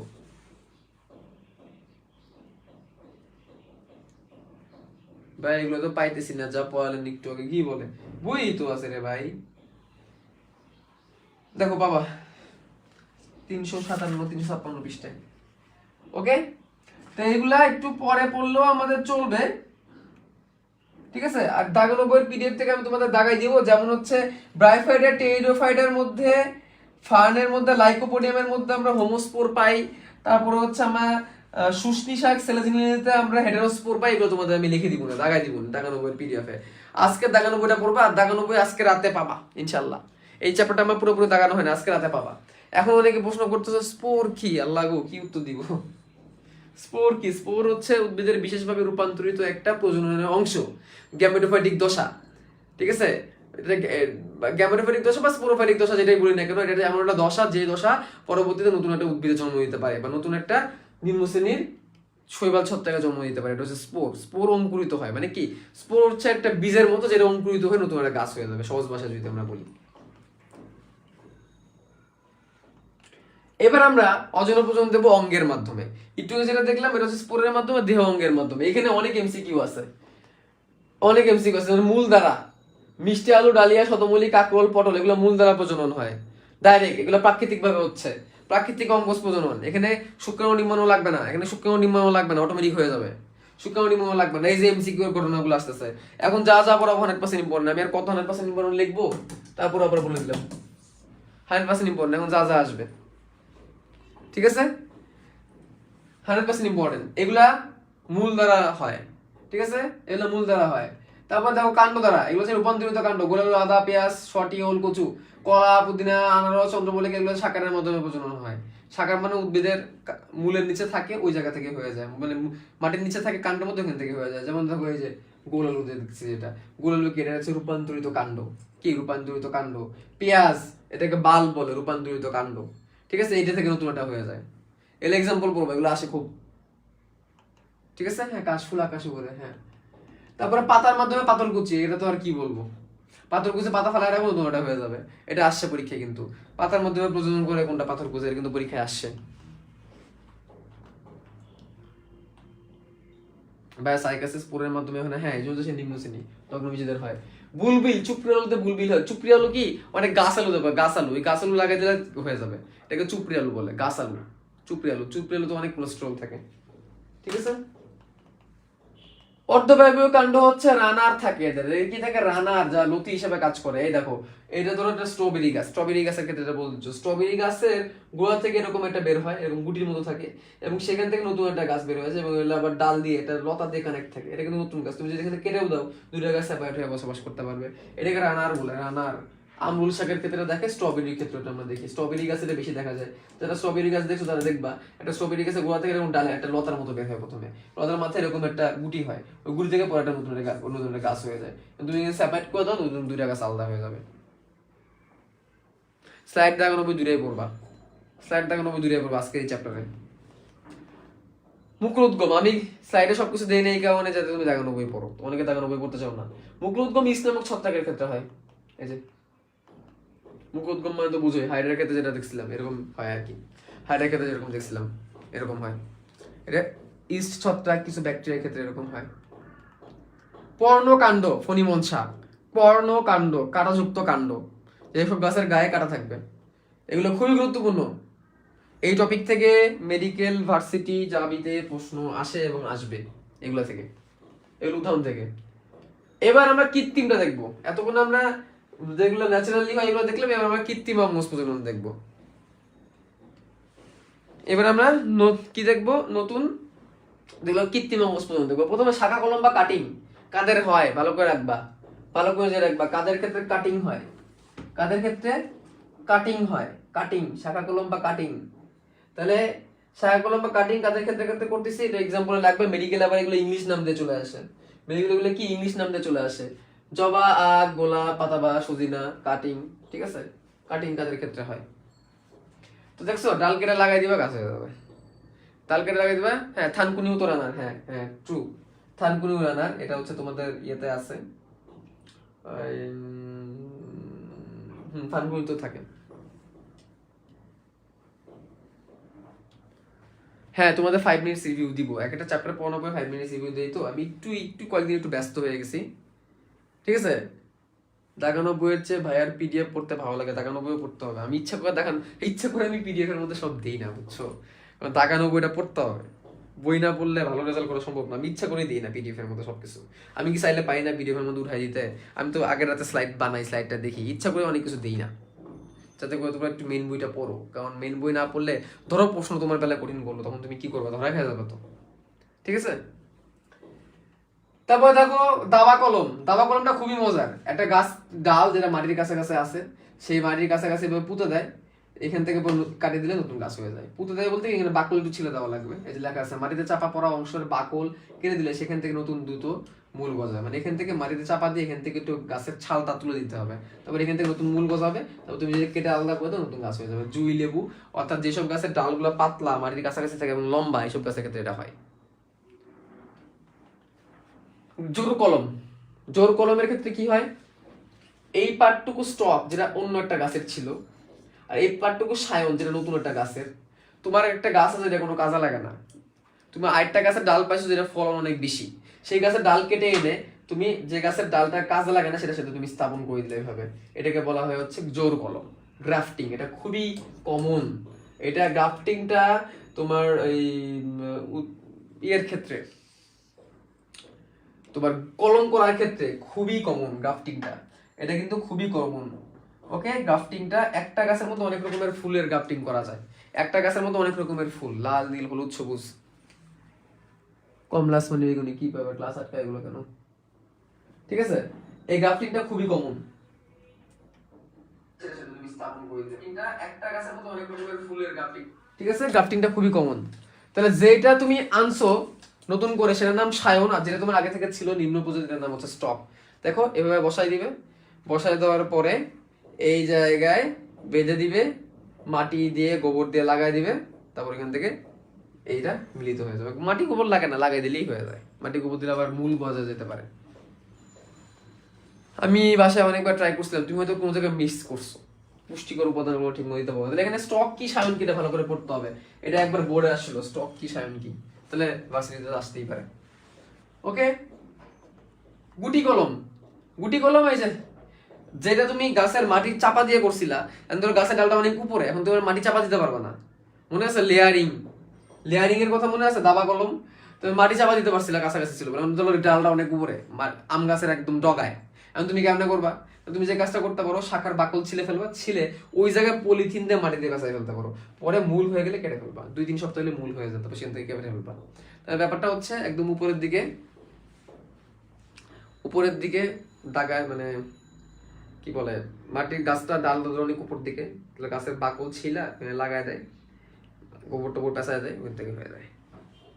হ্যাঁ, অনশো এমসিকিউ দিব একটু, আমি কয়েকদিন ধরে একটু ব্যস্ত, তো মাঝখানে তো অসুস্থ ছিলাম, টানা অনেকদিন 14-15 দিন অফিসে যায়নি, এখন রিসেন্টলি একটু অফিস যাওয়া লাগতেছে প্রতিদিন, তো দিব রে বাবা, একটু ওয়েট কর।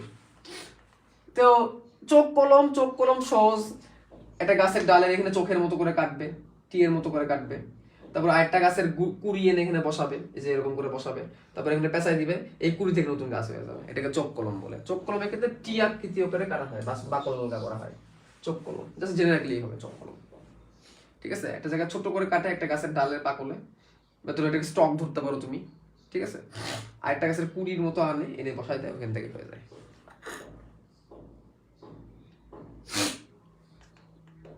এবার পার্থেনোজেনেসিস। পার্থেনোজেনেসিসটা অলরেডি বলছি, haploid parthenogenesis, diploid parthenogenesis. Parthenogenesis থেকে এমসিকিউ টুকটাক আসে। তবে কি বলছে, যখন স্বাভাবিক মিয়োসিস প্রক্রিয়া ডিম্বাণু সৃষ্টি না হলেও তার নিষিক্ত না হয়ে সরাসরি ভ্রূণ সৃষ্টি করে, তখন তাকে পার্থেনোজেনেসিস বলে। তার মানে ব্যাপারটা কিরকম দাঁড়ালো, ডিম্বাণু থেকে ডাইরেক্টলি ভ্রূণ তৈরি হয়ে গেল। আর পার্থেনোজেনেসিস দুই রকমের, হ্যাপ্লয়েড আর ডিপ্লয়েড। মানে মিয়োসিস প্রক্রিয়া ডিম্বাণু সৃষ্টি হয়েছে, একটা মিয়োসিস প্রক্রিয়া একটা ডিম্বাণু পাইছি, তার মানে আমার ডিম্বাণুটা হ্যাপ্লয়েড, মিয়োসিস প্রক্রিয়া প্রাপ্ত। বাট সে কোনো হ্যাপ্লয়েড শুক্রাণু না পেয়ে ডাইরেক্ট ভ্রূণ হয়ে গেছে, হ্যাপ্লয়েড শুক্রাণু না পেয়ে ডাইরেক্ট ভ্রূণ হয়ে গেছে। এভাবে তুমি হ্যাপ্লয়েড উদ্ভিদ তৈরি করতে পারবা। যেমন সোলেনাম নিগ্রাম অর্কিস ম্যাকুলোটাতে অনিষিক্ত ডিম্বাণু থেকে হ্যাপ্লয়েড উদ্ভিদ তৈরি হতে পারে, কারণ এই প্রক্রিয়া উদ্ভিদটাও কি হবে, হ্যাপ্লয়েড হবে, হ্যাপ্লয়েড উদ্ভিদ। এক্সাম্পলগুলো সুপার ডুপার ইম্পর্টেন্ট। একটি গাছে দুদিন ফলটা কিভাবে করা যায়, ওই যে তুমি করতে পারবা, স্টক সায়ন জোগা লাগাই করতে পারবা। এটা ডিপ্লয়েড পার্থেনোজেনেসিস এর আরো মজার, যখন স্বাভাবিক মিওসিস প্রক্রিয়ার বদলে মাইটোসিস প্রক্রিয়া ডিম্বাণু তৈরি হবে। এটা কোনো শুনছো? এই কথাটার মানে বুঝছো কিছু? এই লাইনটুকুর মানে বুঝছো? কি লেখা এখানে, কি মারাত্মক কথা লিখছে। আল্লাহর দুনিয়া কত কিছু হইতে পারে, আল্লাহর দুনিয়া কত কিছু হইতে পারে। যে মিওসিস প্রক্রিয়া আমরা জানি শুক্রাণু ডিম্বাণু তৈরি হয়, এখানে বলতেছে ডিম্বাণু তৈরি হয়ে যাবে মাইটোসিস প্রক্রিয়ায়, 2n ডিম্বাণু। আল্লাহর দুনিয়া কত কিছু সম্ভব, এবং সেটা আবার কোন শুক্রাণু ডিম্বাণু ডাইরেক্টলি ভ্রূণে পরিণত হয়ে যাবে। তার মানে ডিম্বাণু ডিপ্লয়েড থেকে ভ্রূণ হয়েছে বলে ডিপ্লয়েড পার্থেনোজেনেসিস। আগেরটা তো শুনতে একটু অন্যরকম লাগছে, যে মা বাচ্চা প্রদান করছে বাপ ছাড়া, শুক্রাণু নাই। আর এখানে বলতেছে যে এমন মা সে ডিপ্লয়েড, সেখান থেকে ডাইরেক্ট ভ্রূণ হয়ে যেতেছে। ডিম্বাণু 2n, মারাত্মক অবস্থা। Diploid parthenogenesis. পার্থেনাম অ্যাগ্রিগেটাম, তারপর দেখো ট্যারাক্সিকাম অ্যালবিয়াম উদ্ভিদে ডিপ্লয়েড পার্থেনোজেনেসিস দেখা যায়। তারপর দেখো নিকোটিয়ানা ট্যাবাকাম, তামাকের অনিষিক্ত শুক্রাণু হতে আবার বন্ধু হতে পারে। এটাকে অ্যান্ড্রোজেনেসিস বলে ভাই, এটা আরেক সংজ্ঞা, অ্যান্ড্রোজেনেসিস। এতগুলো সব ডিম্বাণুর জন্য করছি, এটা যদি শুক্রাণুর জন্য হয়, তামাকে হয়, এটাকে আমরা বলবো অ্যান্ড্রোজেনেসিস। এটাকে আমরা কি বলবো, অ্যান্ড্রোজেনেসিস। ভাই এই স্লাইডটা স্টার দিয়ে রাখো, এই স্লাইড থেকে সংজ্ঞা আসতে পারে অনেক। সংজ্ঞা দিয়ে বলবে, এমসিকিউ বলবে এটাকে কি বলে। যেমন বলতে পারবে নিকোটিয়ানা ট্যাবাকামে কি দেখা যায়, হ্যাপ্লয়েড পার্থেনোজেনেসিস, ডিপ্লয়েড পার্থেনোজেনেসিস, অ্যান্ড্রোজেনেসিস অথবা সিউডোগামি, কি দেখা যায়, আনসার হবে অ্যান্ড্রোজেনেসিস। প্রশ্ন আসতে পারে নিচের কোন উদ্ভিদের ক্ষেত্রে হ্যাপ্লয়েড পার্থেনোজেনেসিস দেখা যায়, নিকোটিয়ানা ট্যাবাকাম, পার্থেনিয়াম অ্যাগ্রিগেটাম, ট্যারাক্সিকাম অ্যালবিনিয়াম এবং সোলেনাম নিগ্রাম। আনসার হবে তোমার সোলেনাম নিগ্রাম। এবং এগুলো ঢাকা ভার্সিটিতে খুব আসে বৈজ্ঞানিক নাম দিয়া, ঢাকা ভার্সিটিতে বৈজ্ঞানিক নাম দিয়ে খুব আসে এগুলা। ঢাকা ভার্সিটি তো জানোই বৈজ্ঞানিক নাম দিয়ে প্রশ্ন করে। মেডিকেলে প্রশ্ন করলে বলবে যে মাইটোসিস প্রক্রিয়া ডিম্বাণু 2n সৃষ্টি থেকে ভ্রূণ সৃষ্টি হলে কি বলে, ডিপ্লয়েড পার্থেনোজেনেসিস বলে। মেডিকেলে কোনো বাংলা প্রশ্ন আসবে। আর ঢাকা ভার্সিটি থেকে আসবে, ঢাকা ভার্সিটিতে বৈজ্ঞানিক নাম দিয়ে প্রশ্ন আসবে, মাথা নষ্ট করে দিবে। প্লিজ প্লিজ পড়ে ফেললো। এবার কৃত্রিম পার্থেনোজেনেসিস দেখো কি বলছে। পুংগামীর ডিম্বাণুতে যে উদ্দীপনা সৃষ্টি করে, এরূপ উদ্দীপনা সৃষ্টিকারী পদার্থ প্রয়োগ করে নিষেক ছাড়াই ডিম্বাণু থেকে ভ্রূণ উৎপন্ন করা যায়। এক্স-রে প্রয়োগে ইমাস্কুলেশনের পর পরাগায়ন বিলম্বিত করে বেলভাইটান রাজনীয় রাসায়নিক পদার্থ প্রয়োগ করে কৃত্রিম উপায়ে পার্থেনোজেনেসিস করানো যায়। মানে বলছে যে নিষেক হইলে যে ডিম্বাণুতে যে উদ্দীপনা তৈরি হয়, সেই উদ্দীপনা তুমি কৃত্রিম ভাবে তৈরি করবা এবং সেখান থেকে ভ্রূণ তৈরি করবা। মানে দেখো কত উন্নত হয়ে গেছে সায়েন্স। পার্থেনোজেনেসিসের গুরুত্ব তো দেখছি আমরা। উদ্ভিদের প্রয়োজনে পার্থেনোজেনেসিস তেমন গুরুত্বপূর্ণ না, নিম্ন শ্রেণীর উদ্ভিদে পার্থেনোজেনেসিস হয়, এক্সাম্পল দেওয়া দিছে। ওকে, এখানে প্রকরণ সৃষ্টির তেমন সম্ভাবনা থাকে না এবং এই উদ্ভিদগুলো তেমন দুর্বল হয়, যার কারণে বন্ধ্যাত্বের হাত থেকে বাঁচানো যায়, কিন্তু প্রজাতিটি রক্ষা পায় বা দুর্বল হয়, প্রজাতিটা বেঁচে যায় আর কি এই প্রক্রিয়ায়।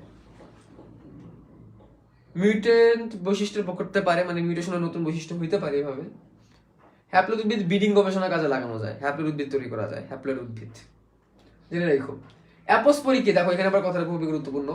ডিম্বকের ডিম্বক ত্বক মানে বাইরের ত্বক বা নিউক্লিয়াস যে কোনো কোষ হতে ভ্রূণথলি গঠন ছাড়াই ভ্রূণ সৃষ্টির প্রক্রিয়াকে বলা হয় অ্যাডভেন্টিটিভ এমব্রায়োনি। আর অ্যাপোস্পোরিকি ডিম্বকের দেহকোষ থেকে সৃষ্ট ডিপ্লয়েড ভ্রূণথলির ডিপ্লয়েড ডিম্বাণু হতে নিষেক ছাড়াই ভ্রূণ সৃষ্টির প্রক্রিয়াকে বলা হয় অ্যাপোস্পোরি। অ্যাপোস্পোরি সংজ্ঞাটা বলবা কি বলছে, ডিম্বকের দেহকোষ থেকে, ডিম্বকের দেহকোষ মানে কি ডিম্বাণু ছাড়া, ডিপ্লয়েড ডিপ্লয়েড ডিম্বাণু হতে নিষেক ছাড়াই যদি তৈরি হয়, মানে তুমি ডিম্বাণুকে ব্যবহার করবে না, দেহকোষ থেকে তৈরি করবে, তখন অ্যাপোস্পোরি। ডিম্বকের ত্বক দিয়ে যদি করবে তাহলে অ্যাডভেন্টিটিভ এমব্রায়োনি, এটা হচ্ছে অ্যাপোগ্যামি। ডিম্বাণু ছাড়া ভ্রূণথলির যে কোনো অংশ, যেমন সহকারী কোষ, প্রতিবাদক কোষ, এগুলো থেকে যদি ভ্রূণ তৈরি হয়ে যায়, মানে যে বললাম না আল্লাহ দুনিয়া অনেক কিছু পসিবল। আগে তো বলছে ডিম্বাণু থেকে ভ্রূণ তৈরি হবে, এখন বলছে না, ডিম্বাণু বাদে আর যা যা আছে, সেকেন্ডারি নিউক্লিয়াস আছে, সহকারী কোষ আছে, ওইগুলো থেকে হয়ে যাবে, তখন এটাকে বলবে অ্যাপোগ্যামি। এক্সাম্পল কত কিছু হচ্ছে দেখছো। ডিম্বাণু ভ্রূণথলি বা ডিম্বকের অন্যান্য কোষ থেকে নিষেক ছাড়া ভ্রূণ তৈরি হওয়ার প্রক্রিয়াকে সামগ্রিকভাবে অ্যাগামোস্পার্মি বলে। এতক্ষণ যেগুলো বললাম এগুলোকে অ্যাগামোস্পার্মি বলে।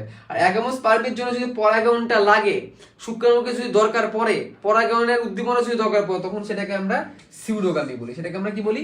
সিউডোগামি বলি। মানে ব্যাপারটা কি? ব্যাপারটা হচ্ছে তুমি এতক্ষণ যা যা করলে এগুলোকে আমি বলতেছি অ্যাগামোস্পার্মি।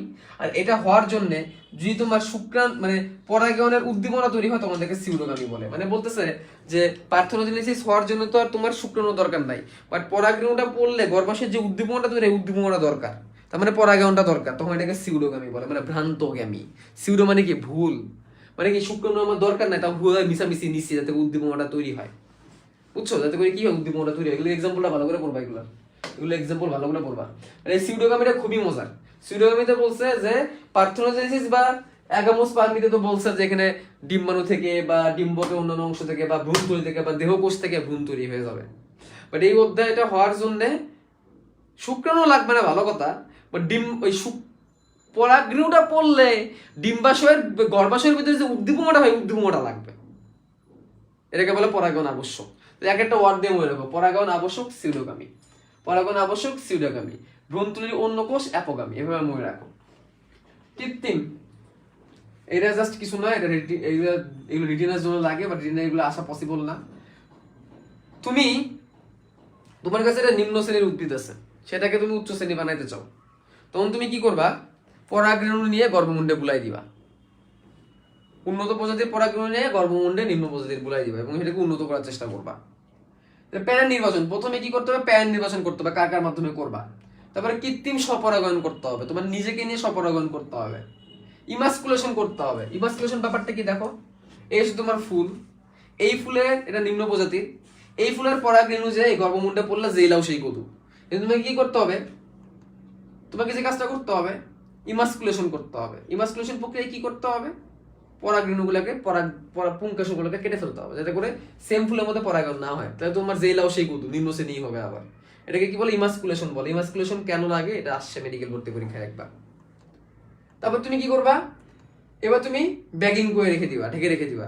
ঢেকে কেন রাখবা? যাতে করে অন্য কোনো পরাগরেণু এসে যাতে না পড়ে, ব্যাগিং করে রাখবা। তারপরে কি করবা? ক্রসিং। ক্রসিং কি? আরেকটা ফুলে, উন্নত প্রজাতির ফুলের পরাগরেণু এনে, এই দেখো এটা উন্নত আরেকটা প্রজাতি, আরেকটা প্রজাতি বলতে উন্নত আর কি, জেনেটিক্যালি উন্নত। আরেকটা প্রজাতি হলে তো হবে না, আমি একটু ভুল বলছি, ভিন্ন প্রজাতি হলে তো হবে না, উন্নত জেনেটিক বৈশিষ্ট্য থাকে। পরাগরেণু এনে, এই যে দেখো পরাগরেণুটা একটা ব্রাশের মাথায় লাগায়া সেটাকে গর্ভমুণ্ডে বুলাই দিব। এই যে হয়ে গেল পরাগায়ন। পরাগরেণুটা কিন্তু পেয়ে গেল, পরাগরেণুটাকে কিন্তু পেয়ে গেল। এবার লেবেলিং করে দিব, কবে করছি, কার মাধ্যমে করছি, কোন কোন উদ্ভিদের মাধ্যমে করছি।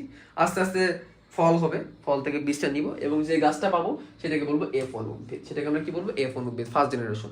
এরপরে ফার্স্ট জেনারেশনের সাথে আবার করব, তখন হবে F2, F2, F3, এভাবে চলতে থাকবে।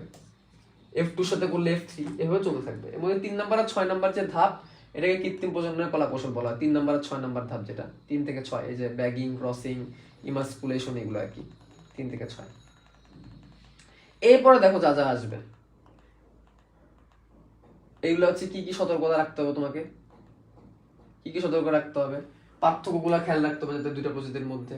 ইমাস্কুলেশন সময় সবুজ চিবড়া তুলে দিতে দিয়ে যেগুলো করে আমরা জীবাণুমুক্ত করে নিই, এটা খেয়াল রাখতে হবে, তাহলে গাছই মারা যাবে জীবাণুর কারণে। পুংকোষ যাতে একটাও যাতে না থাকে ইমাস্কুলেশন সময়, এটা খেয়াল রাখতে হবে। ব্যাগিং ঠিক মতো করতে হবে যাতে কোনো ছিদ্র না থাকে। বীজ সংগ্রহ কলা কৌশল ঠিক মতো মানতে হবে। এটা সুবিধা কি?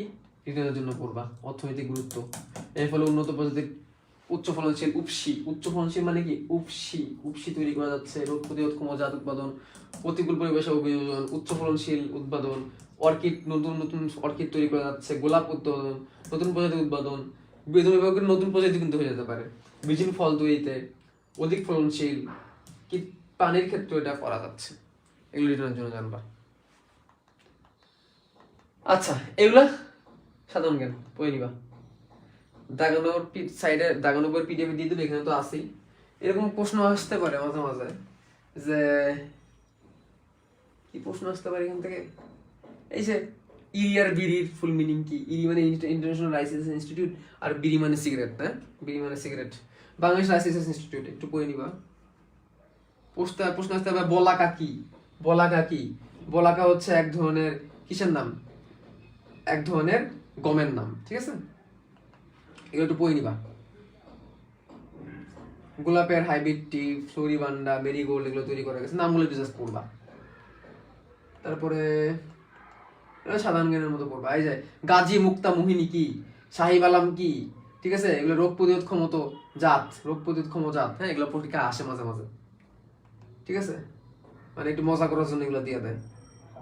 অধিক অভিযোজন ক্ষমতা, বীজ ঝরে পড়া রোধ, একই সময় পরিপক্কতা, উদ্ভিদ বিবর্তন, এগুলো আছে আর কি, এগুলো পড়ে নিবা, ঠিক আছে? গাজী মুক্তা মোহিনী এগুলো কি, এই প্রশ্ন আসে মাঝে মাঝে। বালাম এগুলো কি, প্রশ্ন আসবে বালাম কি, শাহিব আলম কি, তখন উত্তর করবে বালাম একজন সিঙ্গারের নাম যে গান গায়, ঠিক আছে? না না না রে না না রে, এই গান গাইয়ে দিও একেবারে, হ্যাঁ? একাকি মন আজ নীরবে, গান গাইয়ে দিও বালাম জিজ্ঞেস করলে। তারপরে মুক্তা কি, বললাম মুক্তা একটা মেয়ের নাম। গাজী কি, মুক্তিযুদ্ধ করে যে বেঁচে আছে, শহীদ হয় না, সে গাজী। মোহিনী কি জানি না, হয়তো বা স্টার জলসা কোনোটা নাটকের ক্যারেক্টারের নাম, ঠিক আছে? তো এই আর কি। কাকলি কি, কাকলি তো নাই, কাকলি তো নাই। যাক, আলহামদুলিল্লাহ, শেষ, চ্যাপ্টার শেষ। স্লাইড একটু করে দিয়ে দিব না, দাগানো বই পিডিএফ রাতে পাবা, ঠিক আছে? আজকে রাতে ইয়ে আছে, এই আজকে বিকালে এক্সাম আছে, এক্সামটা দিও, ওকে? এই গান কিন্তু কালকে ভাইরাল হবে, হইলে হোক, কি আর আছে জীবনে, খেতার লালিশ। ওকে, আল্লাহ হাফেজ, দেখা হবে ইনশাল্লাহ, অফিসে যাবো একটু পরে। আল্লাহ হাফেজ।